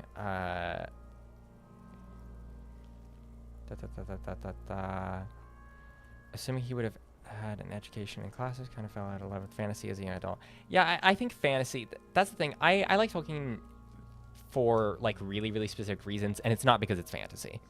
I think fantasy as a genre is like oversaturated with essentially like Tolkien knockoffs, and that has really like never interested me about it. Like I liked certain fantasy stories as a kid, especially, and then I like read more fantasy and stuff, and I was just like, no, this is not interesting to me. It's I do prefer, like, generally speaking, I prefer more sci-fi stuff. But like personally, the reason I like Tolkien stuff is not because it's fantasy. I like how it's like written to be old, and I like the types of stories that exist in it. And it's like Tolkien was a conservative, but he was an interesting conservative. Okay. Maybe he was just wearing the boots and there is no rest of the armor. No, I think he had something precious underneath the clothes. They had to remove the jeans and shirts we found to get to it. And this kind of armor is often worn under fabrics. Right. Okay, what if they told him to strip before they hung him? To demean him? They usually hang them completely naked for that. La puta madre, the Mazda, the besmirties and the like. This one still has his underpants. I guess that makes sense. Fucking talking about underpants. The material looks out of place here. It is. It's expensive. We've requested similar material for our tactical units for years now. The constabularies deemed it too costly. In that time, we've lost 6 men to semi-automatics. Ceramic armor is a fun, like, world building. We came up with a cool thing. For a full set, about 4 years of wages. Oh, Beans, I missed the notification. Yeah, YouTube notifications. It's so bad at actually notifying people. Le Guin is cool and hard to fall out of love with. That is very true. I haven't read enough Le Guin, but most of the Le Guin that I've read is not her fantasy. I've read more of her, like, just, like, essays and, like, her thoughts on things. And she rules.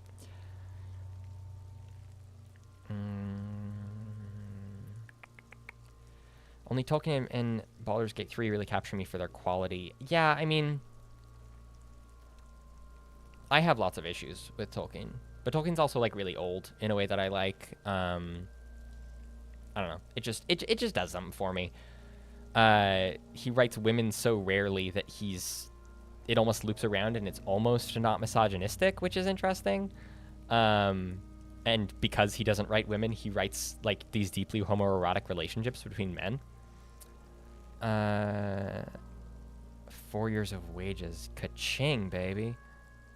That's a lot, I take As it. a wage, it's regrettably small. But for a piece of hardware, yes, that's a lot. How could this man afford hardware like that? Looks like he worked for a private contractor, like Evrard told us. Wealthy, with state ties. This is way above what we have. Knock on the boot. A small bell-like sound fills the air, Ooh. like tapping on the side of a porcelain cup. The simplistic morality of fantasy gets very dull. All the good versus evil fantasy can be a great way to explore our own world and so on. Sci-fi, but it rarely is.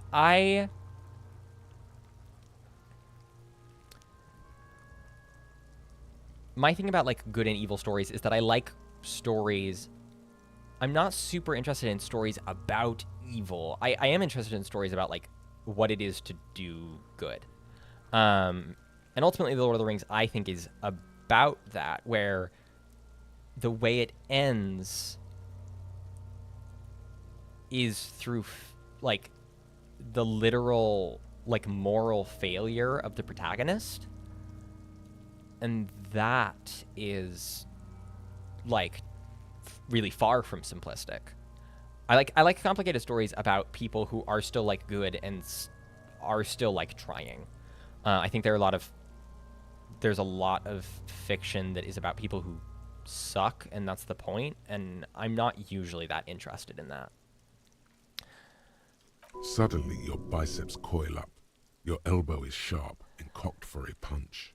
I'm not punching it. I'm gonna get damage and then die. It's anything but. This material is a kinetic redistributor. It spreads kinetic energy horizontally, from plate to plate. Cool. Faint, organic lines cover the plates, where they separate into smaller ones. These plates then divide into smaller plates, until there are hundreds of them altogether. Like the scales of some ancient white monster, cracked and pearly. Should I pull the boot off? I feel like the reason people haven't taken the boots is because they don't come off. Or maybe some crazy thing will happen and, like, his leg will come off or something. The cadaver slowly twists on the cargo belt, his torso covered in tattoos, and extremities blotched pink and blue. Inspect the belt. The hangman's knot is pulled tight by the weight of the corpse below. Yellow, hard-edged polyester cuts into his neck. Above, a sliding buckle ties the belt to the branch. In particular, I think magic's really cool and has a lot of depth for storytelling. I like magic in, like, a magical realism kind of way. I'm not, like, a magic systems person.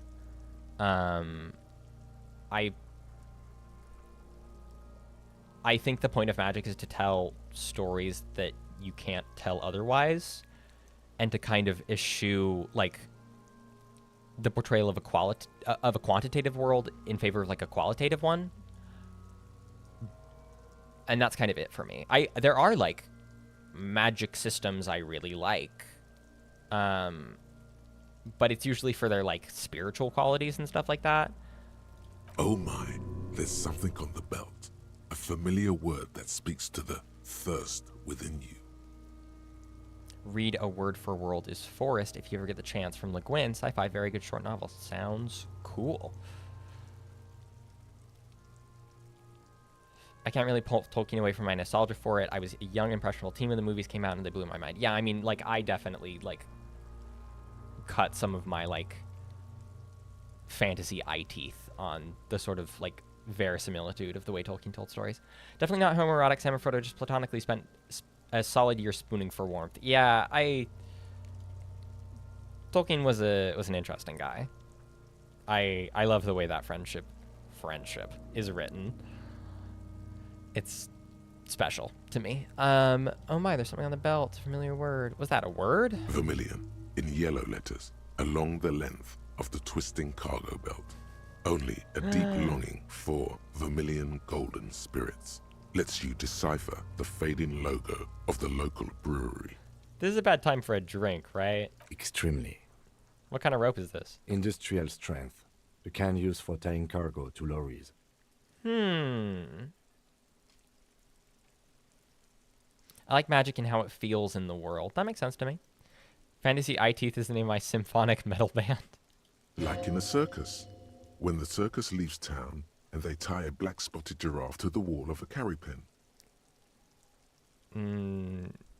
Like in a circus for transporting black spot. I'm going to say like in a harbor. Yes, it looks like they use whatever was on hand, paying no attention to not incriminating themselves.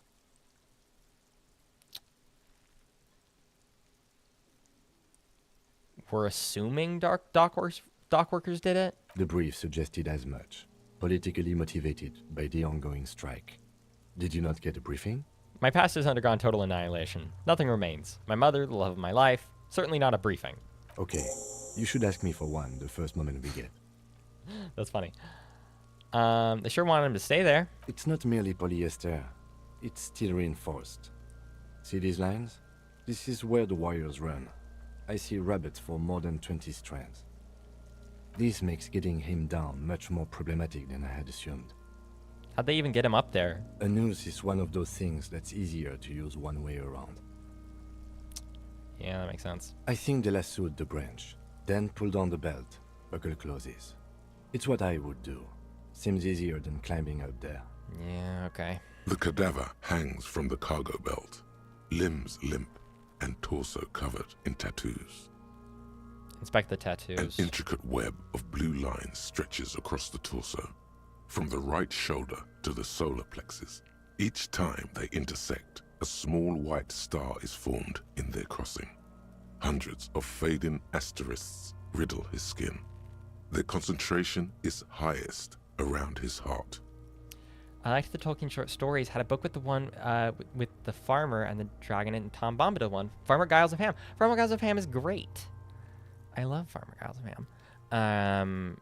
As far as Tolkien short stories go, my favorite might be Leaf by Niggle, but I'm not certain. I'd have to think about it. His corpse is marked by stars. What will mine be marked by? Alcohol and heartbreak. Yeah, that sounds about right. Your fist clenches suddenly. It will be riddled with disco. Decay is creeping on the tattoo. Already, most of the canvas that's holding it has darkened. Now, it disintegrates slowly, letting out a stink. Is this a national pattern? Of no nation that I know of. If anything, it reminds me of religious illumination, last or penultimate century. Men who live harsh lives often turn to innocentic worship. But which one? I see no trace of a humanoid figure. The pattern does not stir patriotic or religious sentiment in you. What it does is speak to the wounded, limping animal, the male in particular, unable to communicate in anything more than grunts. It's impossible to tell if its advice is right or wrong. I'm missing something here. So am I. He unzipped his jacket? He takes a thin piece of milled aluminium from his coat pocket and pulls it open. Sounds like a sword being unsheathed. A small lens appears. Some sort of camera. What's that? A Trigger Sunshine. Mini. Shit, Kuno! What the fuck is that? Oh god. An instant color camera. Whoa. This is the first time he openly acknowledges the kid's existence. I have only 2 ampoules, so nobody move. I don't want to waste one. Is Kuno about to ruin it? Is he gonna photobomb the corpse? A sound, a shrill flash, followed by the breaking of a small ampoule of glass. Well, you see streams of color pour onto the thick, glossy piece of paper, rolling out. In case we need it. Okay. Color perfect copy of the dead man's tattooed chest. That's good. Cool machine. Yes. It is pretty cool, isn't it? He likes his camera. What do we need this photo for? It contains insight to the victim's person. This was a man of physical violence. The story he wanted his body to tell was important to him. It is his letter to us. Now, if you could find someone to decipher it. I'm not gonna ask for the photo, because Kim will have it, right?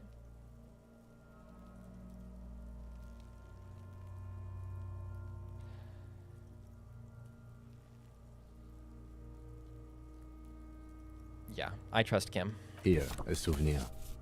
Don't lose it. Oh. He gave it to me anyway. The glassy-eyed corpse looks by, his mouth mute and his skin as colorful as the chemical rainbow on the photo paper, teeming with opportunistic organisms. Look him in the eye. His eyes are milky white and blind to the world, protruding comically from their sockets. There is no one home, just subaquatic terrors there. He got into copying for the photography. Dark brown hair grows on his head. His face is ready to explode from the organic processes inside. The death's head grin has passed. What remains is an unrecognizable mess. Gross. Underneath the curdled meat there is an expression, not carried on his features, but below, inside, an expression of pleasure.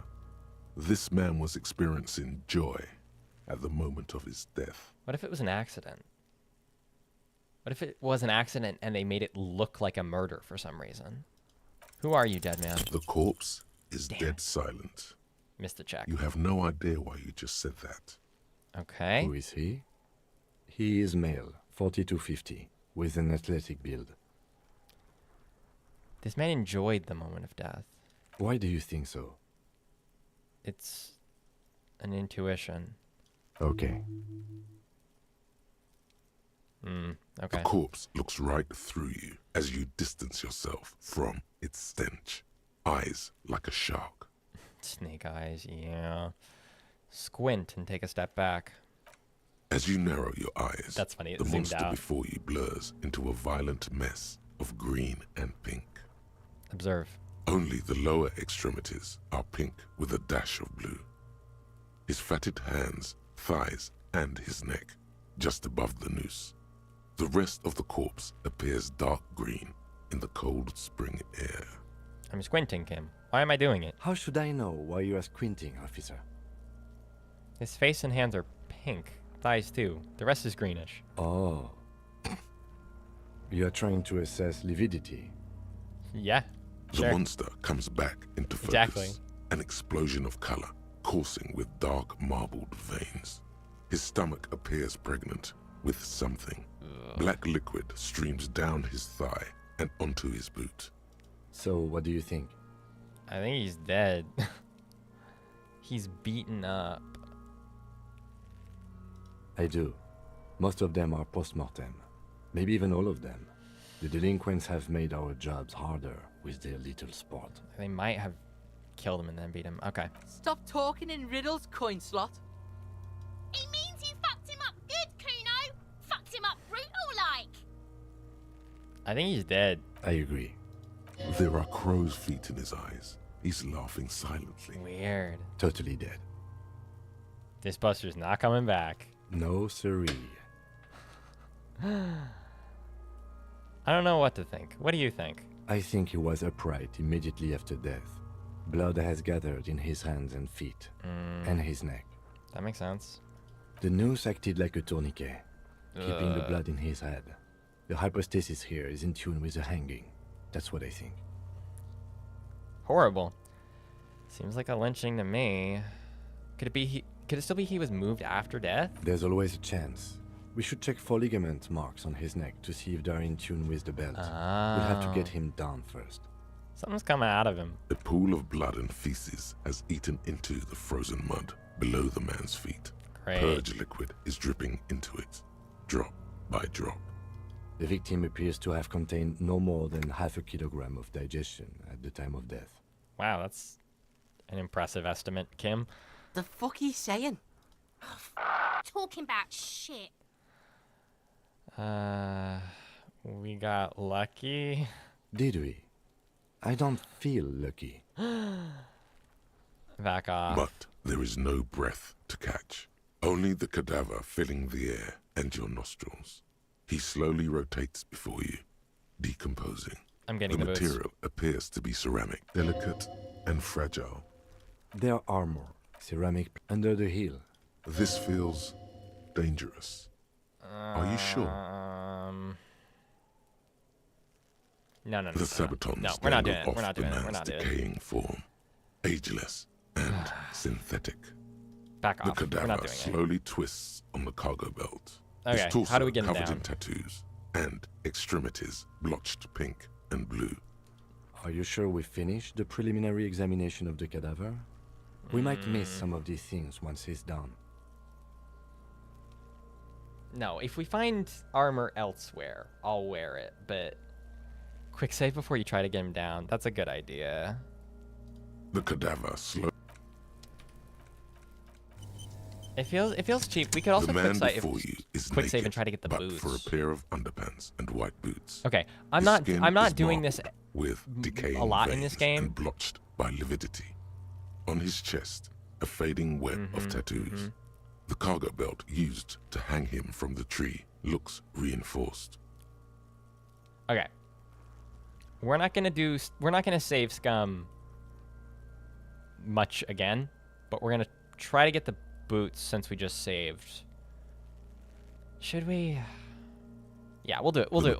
It's fine. It's fine. Delicate. The cadaver Oh, slowly shit. twists the material. Delicate. Their armor, ceramic plate under the heel. Fair weather. Boot off. The stench fills your nostrils. As you push downward, Shit. an ominous creaking sound comes from The above. tree limb is gonna break. Stop! Pig's gonna pull his head off. Oh no. Brutal! I didn't even consider that could happen. I thought it was gonna either be something fucked up with his leg or something fucked up with the tree limb. Oh, this is a bad idea, isn't it? You're going to pull his head off. Oh. Do it, homo! I'm not a homo. Stop obsessing about your sexuality, officer.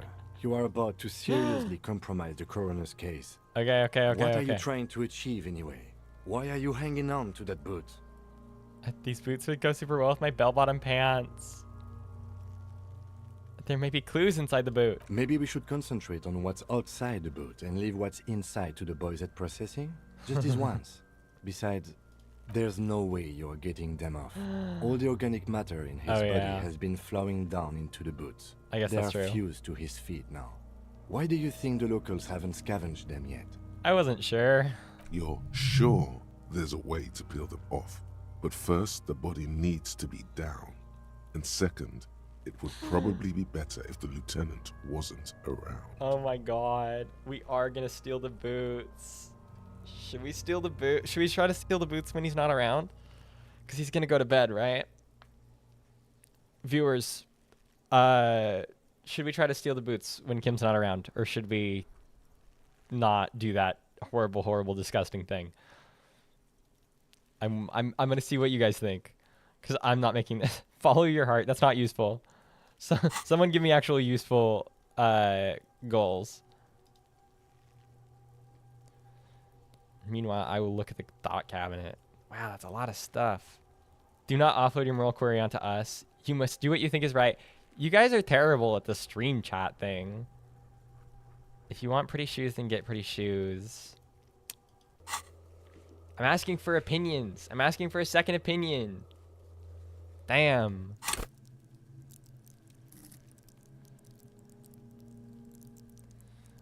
I'm back. Just finished Rogue One with my dad. He liked K2. Yeah, K2 is like the best part of Rogue One. Well, you guys weren't helpful at all.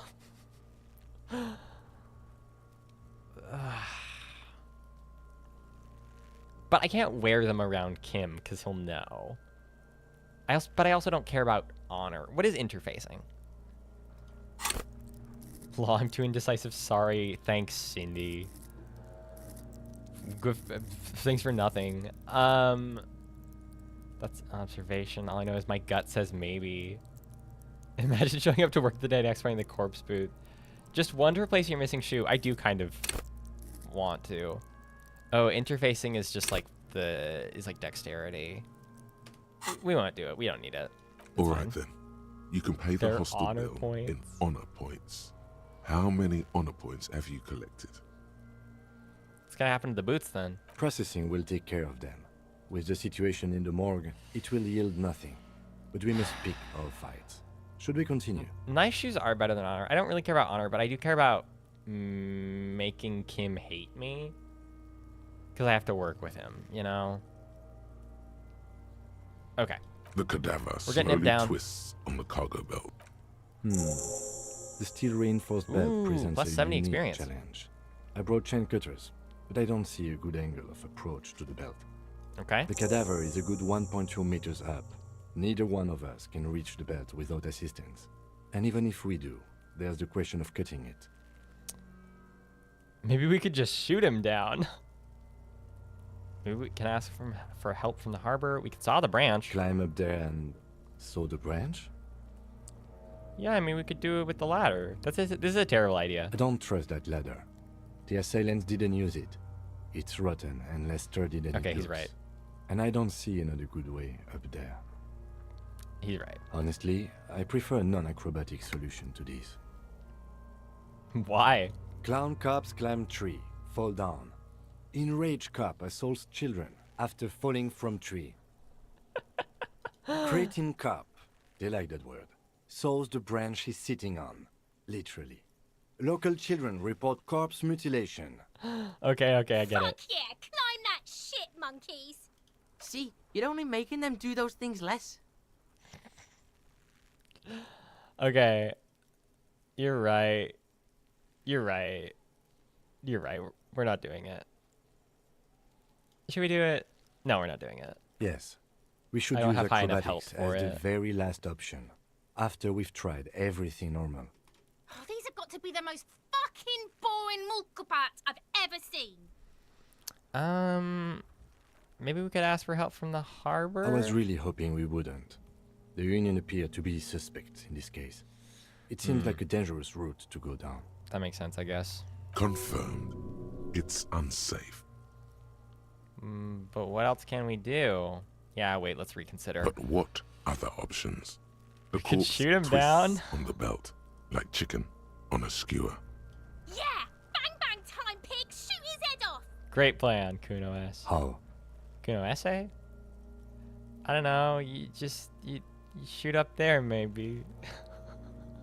Yes, the buckle, where it ties the cargo belt to the tree. If the shot hits that, then Oh my there God. might be a small chance to release the belt. This is possible. I wonder if you can fuck the roll and like kill Kuno or something. Yeah, now we're talking. Entertain a Kuno with some shit. Okay. They'll miss. The pigs will miss Kuno. I mean, yes, I don't have points put into hand-eye coordination. The lieutenant is undecided. On one hand, he wants to shoot some gun. On the other, it's an awfully stupid idea. Oh.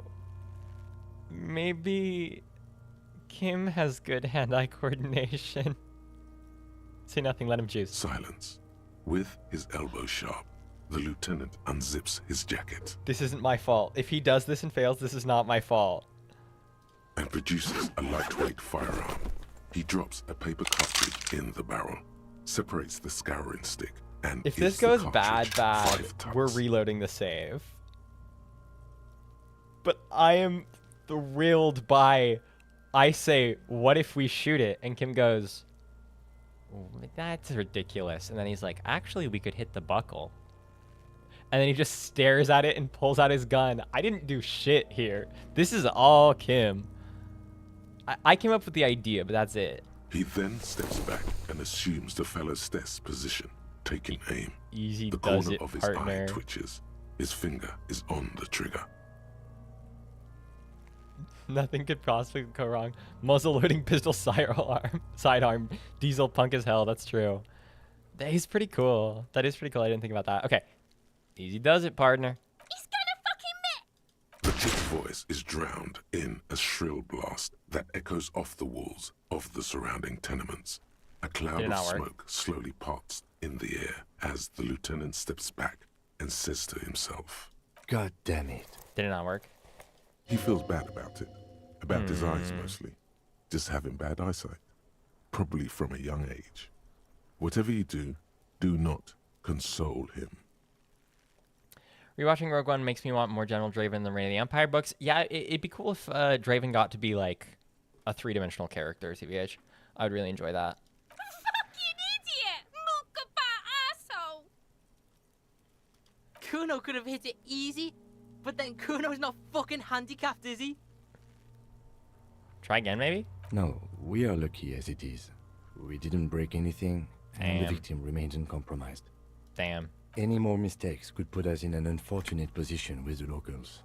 We have eyes on us. I didn't do us any favors with that. Empathy said, don't console him. I don't think I say it's okay. I think I say, what now? I have to say, it's beginning to look unlikely we can get him down without assistance.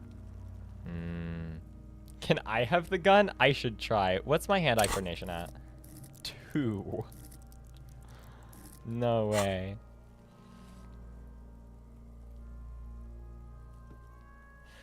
Were you surprised how close to Andor Book 2 is going to be? Book 2 of the Reign of the Empire books? No, I wasn't. I know a lot of people were like, no, it's going to be really early days. No, I honestly expected it to be really close to Andor. Because I think it makes sense. I mean, they haven't said when Book 3 is taking place, but I think it makes sense for Book 3 to be after the Galactic Civil War or towards the end or even further along. Like, just don't roll snake eyes. I lost my gun while horrifically drunk. Can I borrow yours? Should we try to shoot him down? Okay, chat. Should we ask for Kim's gun to try to shoot the lynched man down? What's it gonna be? Okay, Darknut says absolutely. 100%. Do it, do it, do it. Now you guys are decisive. Okay. Can I have the gun? It's bad as it is. Us shooting firearms like punks. Now this is my fault. Go ahead. I'm not stopping you. Just don't lose it. Oh no.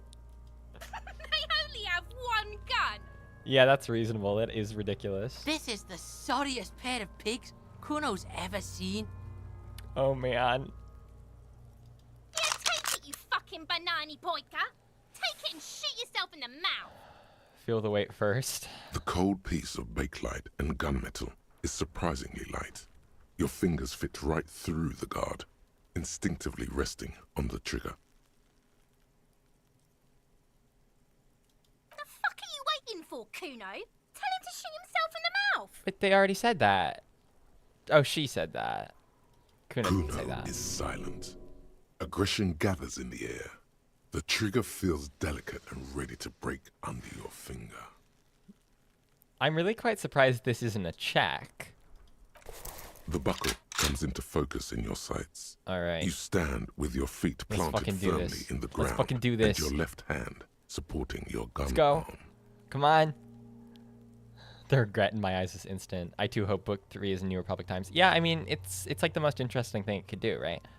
Let's go! Why don't you just shoot yourself in your mouth? Ooh. At least you won't miss. Say shut up. Point the gun at... Ooh, no. Close your left eye first. Will that make it easier? Your field of view narrows. Look, he's crying. You gonna cry now, fucking faggoty? Okay, that didn't change the check at all. It's been good while it lasted.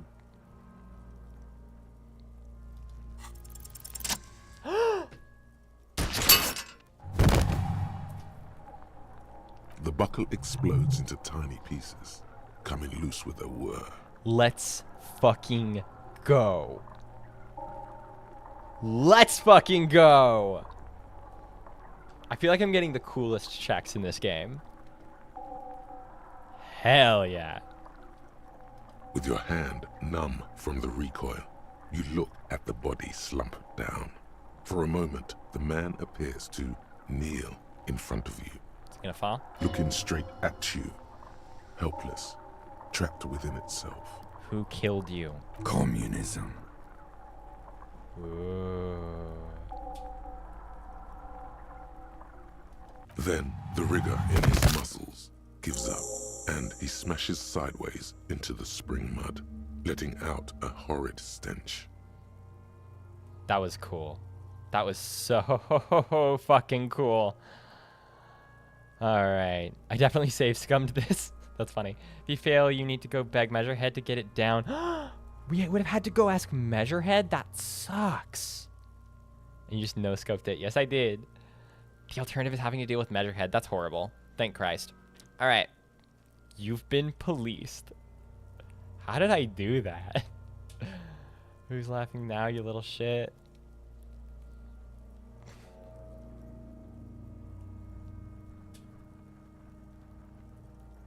How'd I do that? By being a damn good shot. Ace is high. Kim liked that. Kim liked that. He's trying to high-five me. High five. Yeah! The lieutenant takes a little hop to perform the customary salutation. Your palm hurts from the slap. It's precise and down to the point. Your body betrays your lack of marksmanship. Oh, boy. What was the thought we just got? Ace is high. The Insulindian Civil War was not the first war to see the use of aerostatic aircraft on both sides, but it was the longest for 8 years. Folded multi-rotor aircrafts, crisscross, blah, blah, blah, blah, blah, blah, blah. The Ace is high was a custom on the revolutionary side, performed by squadron mates after landing. Lieutenant Kitsuragi likes it. Why is that? Oh.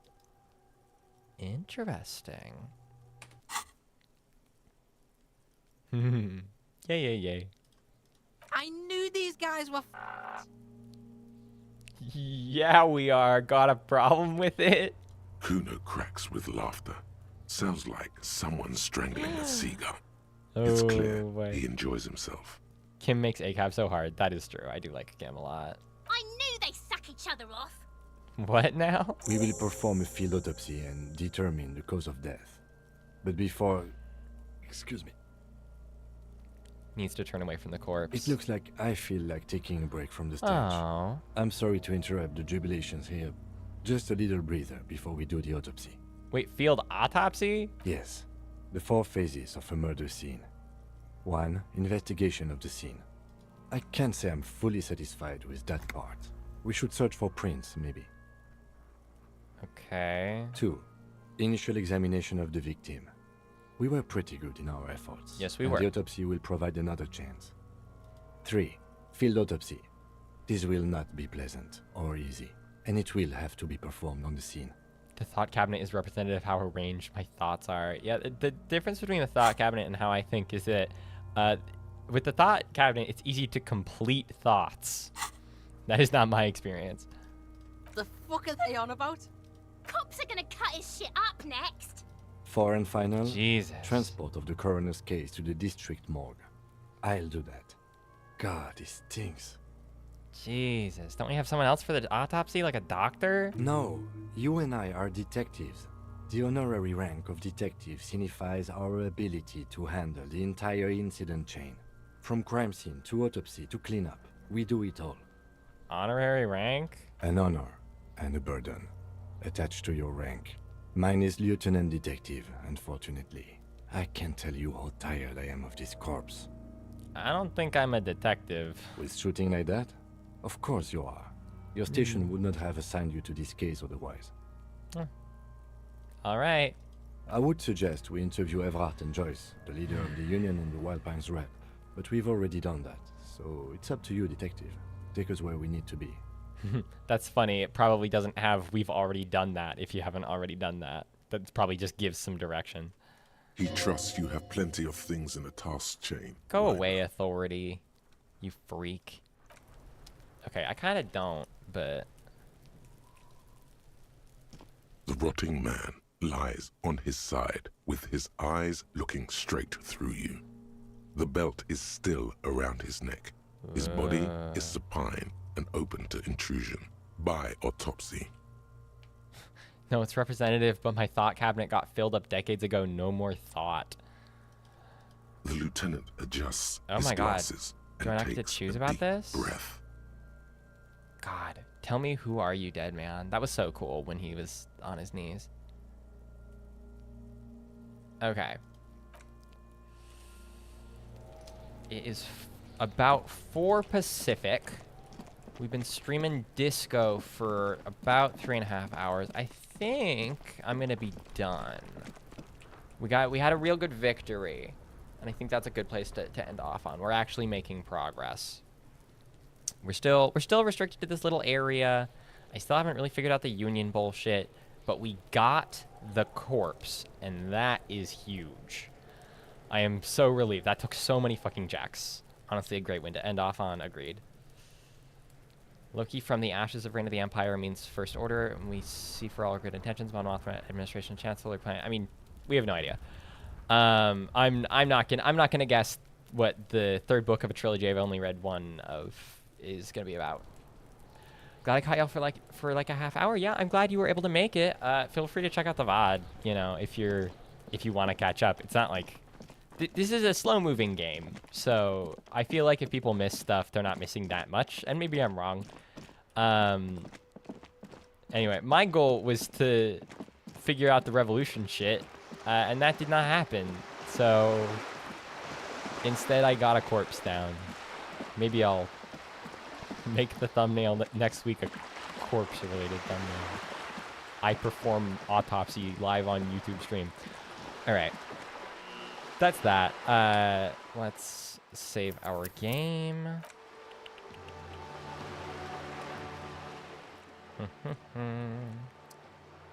Main menu.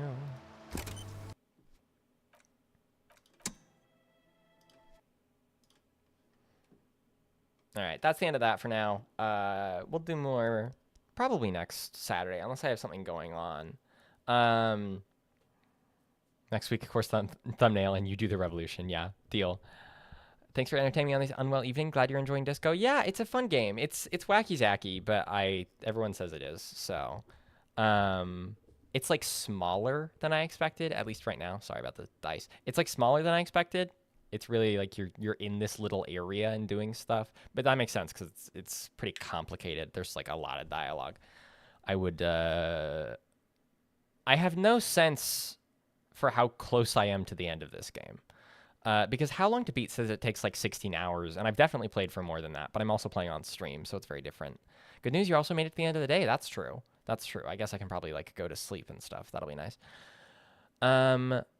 Yeah, as far as Daughters of Ferrix stuff goes, I'm mostly done with the next episode. It's the recording of the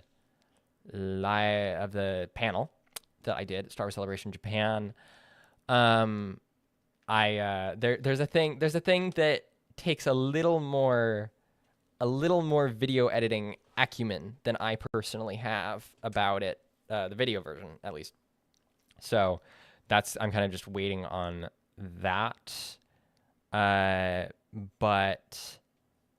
that'll be the thing. God, what else is going on? I don't know. I don't know. I have to make a thumbnail and do all the bullshit for this kind of thing, and then we'll release it. Game goes roughly 5 in-game days, but that depends on the player. Okay, that's good to know. I know that's probably some people probably consider that a spoiler, but I like to know that because I don't know. Are we gonna stream this game to the end? We'll see. The reason I keep thinking about doing something else instead is just because I want to like keep it fresh, you know. And I do worry that just like playing the same thing for like 30 weeks or however long, you know, RPGs are long. But it'll be fine. It'll be fine. We finally made it through day 1, so that'll probably help. Yeah. Anything else for Daughters of Ferrix? I have another.